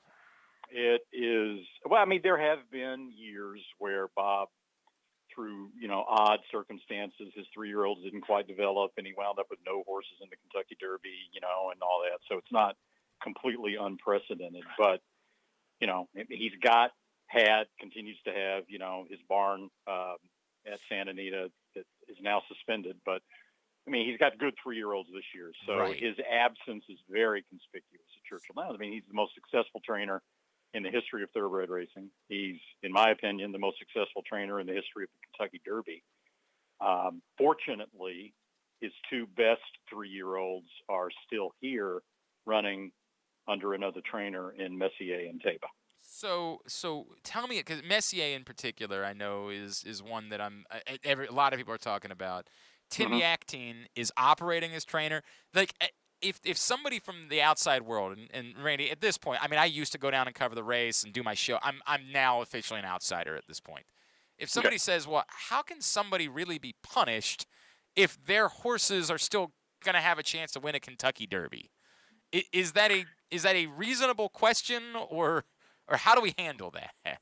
Well, the punishment was obviously specific to Bob Baffert, not specific to the owners of these two particular horses, Messier and Taba, and other horses that were in the Baffert shed row. So the powers that be didn't want to penalize the owners, didn't want to, penalize them by not giving the horses that they own a chance to compete. So when Bob Baffert was, banned by Churchill Downs and then subsequently suspended for 90 days by the Kentucky Horse Racing Commission, Bob just had to step away. And I mean, he has nothing as of the second week in April. He's had zero to do with these horses. They can't, the trainer that they were switched to, Tim Yakteen, can have no phone conversations with Baffert, no email correspondence. Bob has to be completely divorced from any of these horses and any of the assistant trainers and grooms and everything. So, and he obviously can't share financially in any of the winnings that the horses might accrue in the Kentucky Derby. So Bob is not a part of this on paper, but obviously his fingerprints are all over it because he developed these horses from their 2-year-old year all the way up until the second week of April. Randy, how much of an issue is this within the sport? Look, when we get to Saturday and you guys do your broadcast and everybody sees that a packed Churchill Downs once again and it looks like the Kentucky Derby, the moment will, of course, be wonderful. But within the sport itself, how much of a shadow has this cast? Shadow is I'm not sure it's cast a shadow. Within the sport. Yeah. I liken it a little bit, honestly, to where we are right now in the political world, in politics, where there is no middle ground. You're polarized nowadays. You're either far left, far right, right? And with the Bob Baffert situation within the sport, and also I think in the fan base of the sport, it's very similar. There are people who think they should rule him off for life. Bob's a cheater. He's doping his horses. And then there are the people on the other side that say, he's been made an example of unfairly. This is like cancel culture. He's been the greatest ambassador for the sport has seen in the last 20 or 30 years. He's the face of the sport. There's no one in the sensible middle ground on Bob Baffert, and that certainly doesn't help the sport. No, of course not, right? And how do you guys handle that on NBC on Saturday, right? Like you're presenting what is a Kentucky Derby and qualified horses and people that belong there, but to your point, this has been the biggest figure in the entire sport for a very long time, and he's not there. How do you guys handle that on NBC on Saturday? Well, we're definitely. I mean, it's the 300-pound gorilla in the room, right? We're going to spend a whole segment addressing it. I think Mike Tirico is going to have a sit down with Bill Carstanigan, who is the head of Churchill Downs. Churchill Downs has taken a very hardcore attitude toward Baffert. So I think the sensible middle ground that I was talking about Bob Baffert should be this. Okay. He's none of the medication problems that Baffert has had over the last 2 years has anything to do with someone who was trying to cheat the system and was willfully trying to drug horses in order to gain an advantage.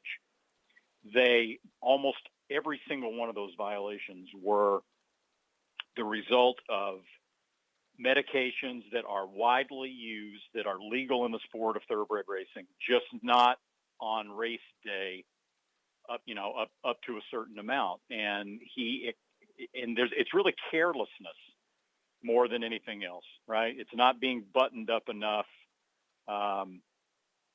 So that's really where the issue has been with Baffert, and it just happened to have to occur in the greatest horse race in the world, the Kentucky Derby, and Churchill Downs is fiercely protecting its brand and is really coming down hard. And obviously, he won't be at Preakness here in Baltimore in a couple weeks either. I promise this is the last one about Baffert because I want to talk about the horses. When the punishment is over, is he going to be welcomed back? Like, will the sport, to speak to all these things you're talking about, will it be okay, or will there still be a lot of awkwardness to this, and there will be people that will never receive him the same way? There will be people in the fan bases in particular. A lot of horse players, a lot of horse racing fans who see headlines in the newspapers and things like that. Medina Spirit fails dope tests, doped in Kentucky Derby, whatever, that don't really understand what the exact circumstances are, that the horse had 21 trillionths of a gram of a normally legal medication in his bloodstream for every milliliter of blood, which is you would need an electron microscope to be able to see the amount that was in his system. It had zero impact on the way Medina Spirit ran in the Kentucky Derby. Medina Spirit was a deserving winner, but it was a rules violation nonetheless. Never mind that if the Kentucky Derby had been run in Florida, it would have been legal. If the Kentucky Derby had been run in California, it would have been legal. The specific Kentucky rules, it was a rules violation. And the rules are rules. And that's what the Kentucky Horse Racing Commission has determined, and that's what the courts so far has determined. So punishment is warranted, and that's where we're at. All right, Randy Moss, how am I making money on Saturday? I know that Epicenter and Zandon are the two favorites, and I know that Steve Asmussen winning a Kentucky Derby is a big storyline going in, but it's the 20-horse field and the Kentucky Derby. I just never know what to make of it. What are the interesting things I should be looking for, and how can I make some damn money on this race on Saturday? Here's the way I think you would have the best chance at making some money. Epicenter and Zandon are the favorites.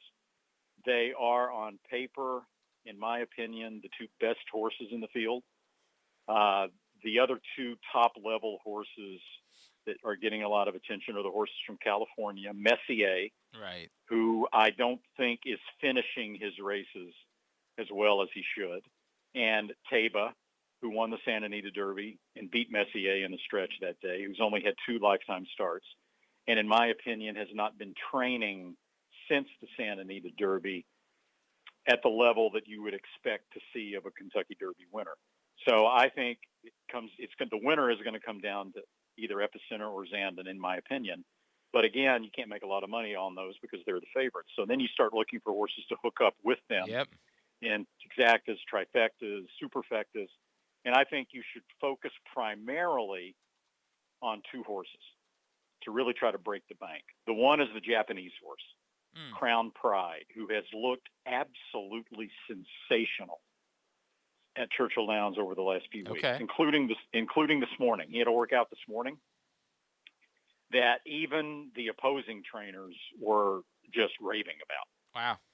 Did you see that horse work? Holy crap.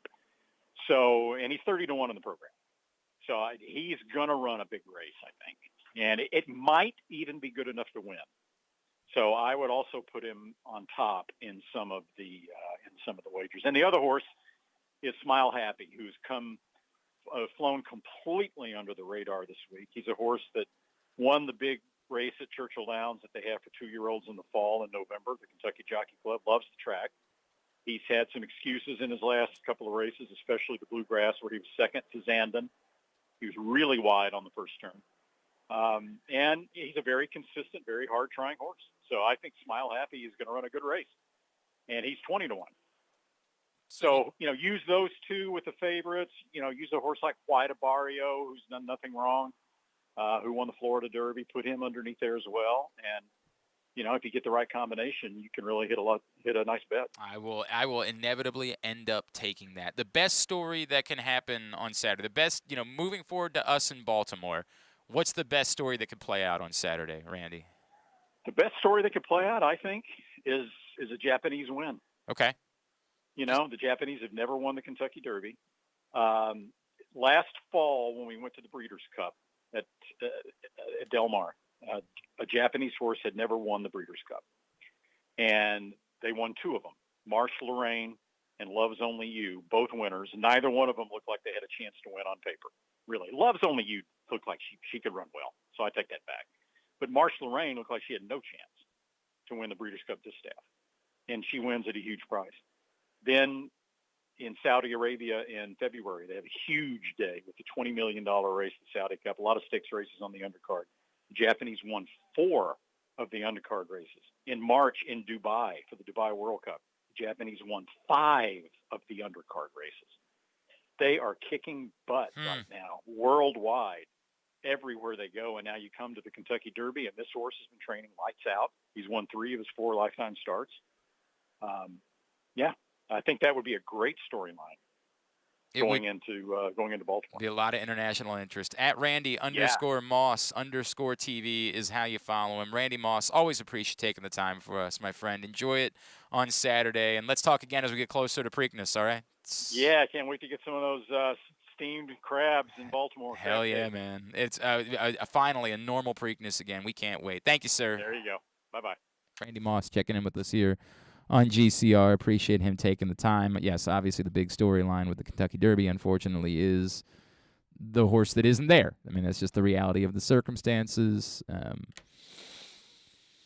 Nothing you can do about that. Not the horse that isn't there. Jesus, the trainer that isn't there is the reality of the circumstances. All right, I've taken all 3 breaks, right? I don't have to take any more breaks. I'm you good. have. That sounds like a 30 for 30. The trainer who wasn't there. Yeah, it could be. It could be.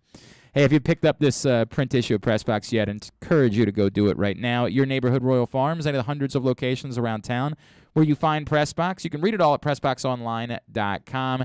Adley Rutschman on the cover, a great cover story from Luke Jackson about Adley Rutschman, where his passion comes from, what he brings to the table as a leader immediately when he reaches the majors here in a couple of weeks. He's DHing today in Bowie, I guess because it's a day game after a night game. They're playing back-to-back day games. They're playing a day game today, day game tomorrow. So I imagine that means he catches again tomorrow. I'm guessing. I don't know, but he's DHing today for the Bay Sox. As that game is about to get underway with Adley Rutschman in the lineup. Let's go ahead and get a tidbit. Tidbit brought to you today by the FanDuel Sportsbook at Live Casino and Hotel. It is the place to be for the playoffs, basketball and hockey, as well as all of the big fights, including this Saturday, UFC 274, Oliveira and Gaethje, as well as Canelo Alvarez. It's all coming up this Saturday. You want to reserve your spot. Events at sportssocialmd.com is the way to do it. 61 self-service kiosks in the FanDuel Sportsbook for you to get all of your bets in for any event. What you got? All right, so the Orioles, surprise, surprise, lost another game last night, this time 7-2 to drop to 8-16. It was the 14th time in 24 games in which the team has scored 2 runs or less. It was also the 14th game in which the team has failed to record a home run. For the season, the Orioles still stand at 29th in home runs with 11. Only the Detroit Tigers are worse with 10. And when the Orioles do record a home run, they don't seem to fare very well, owning a 1-9 record in those contests. In fact, the Orioles have only managed to hit more than 1 home run in the game just once, a 7-6 loss to the Angels, in which both Trey Mancini and Austin Hayes homered. Did you know the record for home runs in a season by the Orioles was set back in 1996, when they hit 257 home runs, breaking the previous record owned by the 1961 New York Yankees, who hit 240. This is not the tidbit, but you know who hit number 241 for the Orioles? I don't. It was left-handed catcher Mark Parent. I remember that for some strange reason. Bizarre. Yeah. You remember more about Mark Parent than I think Mark Parent does. The team had 9 guys in their lineup who hit 20 or more home runs that season, and 7 who did it entirely for the Orioles. 2 came over in trades. Can you name the 9 players who hit 20-plus home runs? Yeah, oh God. I believe Todd Zeal was one of them. Todd Zeal. That was one I didn't expect you to get. I'm not kidding. I had a poster of all 9 guys. I still have it in my man cave. Oh, Fan God. cave, as Laura likes to call it. Your fan cave. Raffy. Rafael Palmeiro. Alomar. Yep. Ripken. Yep. Brady. Yep. Hoyles. That is correct.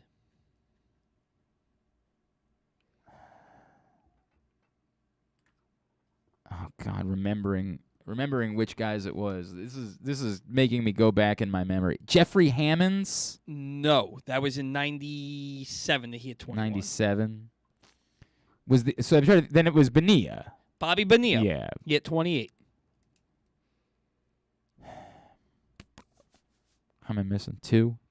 2. Surhoff? B.J. Surhoff, yes. I believe he had 22 that year. And this guy came over in. Was it Pete Incaviglia? No, he had 18. That's that bum. That guy sucks. I remember he hit a grand slam in his first game with the Orioles against the Mariners. I don't remember. It was to the opposite field. A guy that came over in a trade. This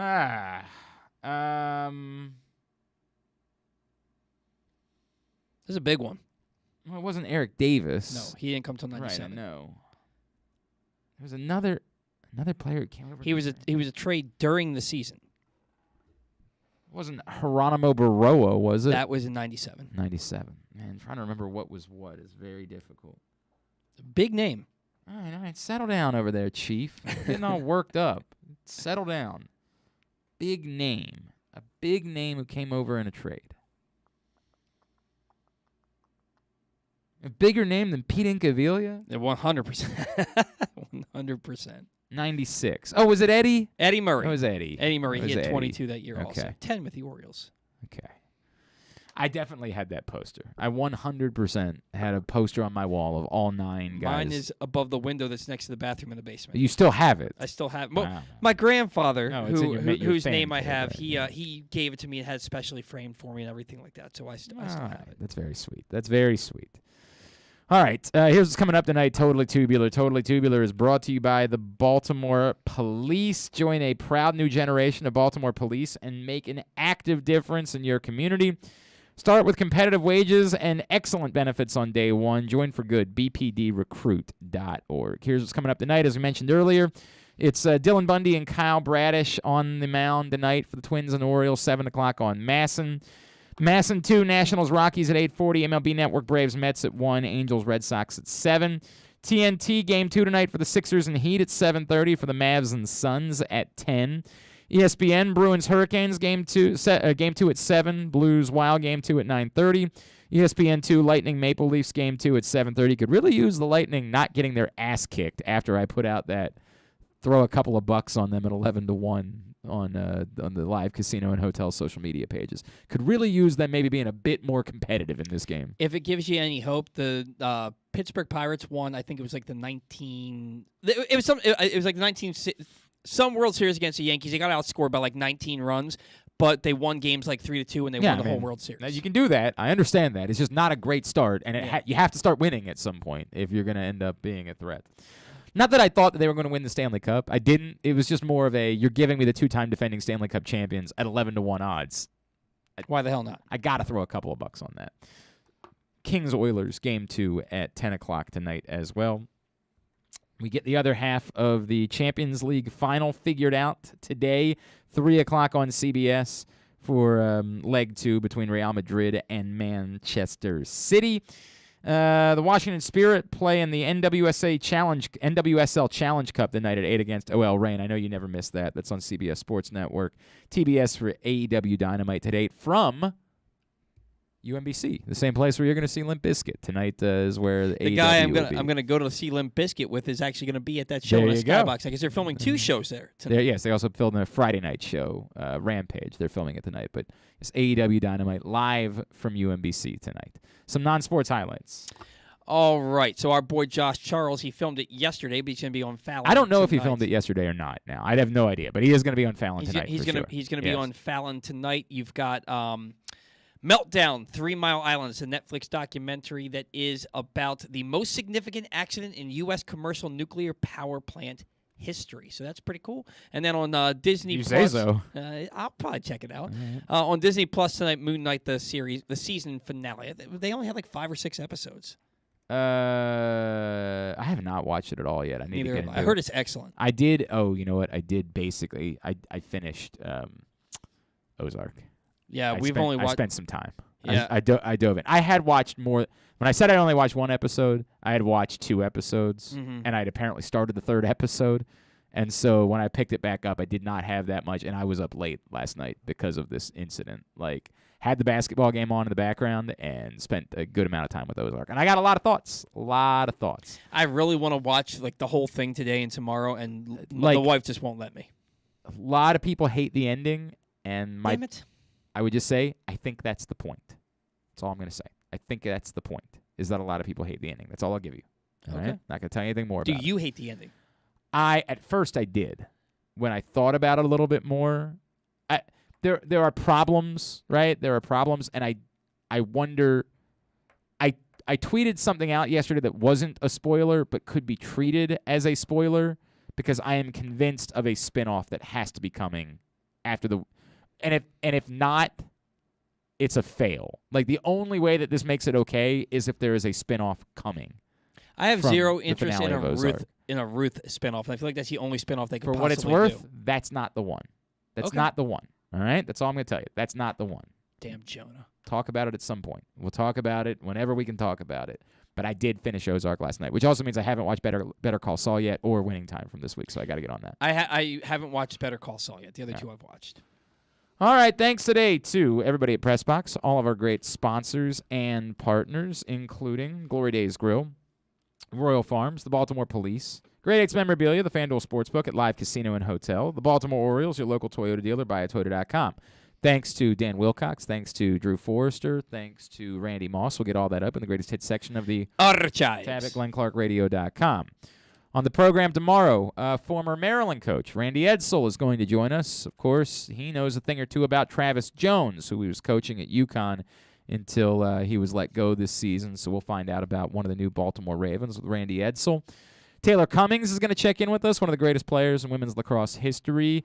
The World Championships coming to Baltimore this summer. We're going to learn a little bit more about that stuff and things. There are a few things we're working on today. Maybe some of those things will fall in line for tomorrow. Who knows? I don't know why it's been a struggle this week. I'm sorry. I expect to do better. It's not. I don't know. I don't know what the answer is. It's just the way that it goes. But we'll work on that for tomorrow's show as well. Thanks to everybody at PressBox, all of our great sponsors. I already did that part. I did it out of order. I don't know why I did that. You're like the guy who sang the national anthem and sang 2 verses back-to-back, the same verse back-to-back the other day at the Orioles game. He sang the Rockets' Red Glare twice. Oh, I kind of love that, actually. We might want to think about that. We might want to think about going all in with that. It's the best line in the song. I mean, we just might want to think about maybe permanently adding the Rockets' Red Glare twice. All right. Thanks to Paul at Paul Valley III. Thanks to Ryan at RexSpecs Ryan. Follow us on Twitter and Instagram at Glenn Clark Radio. Have a great Wednesday night. Go Birds. Duke sucks. Ohio State sucks too.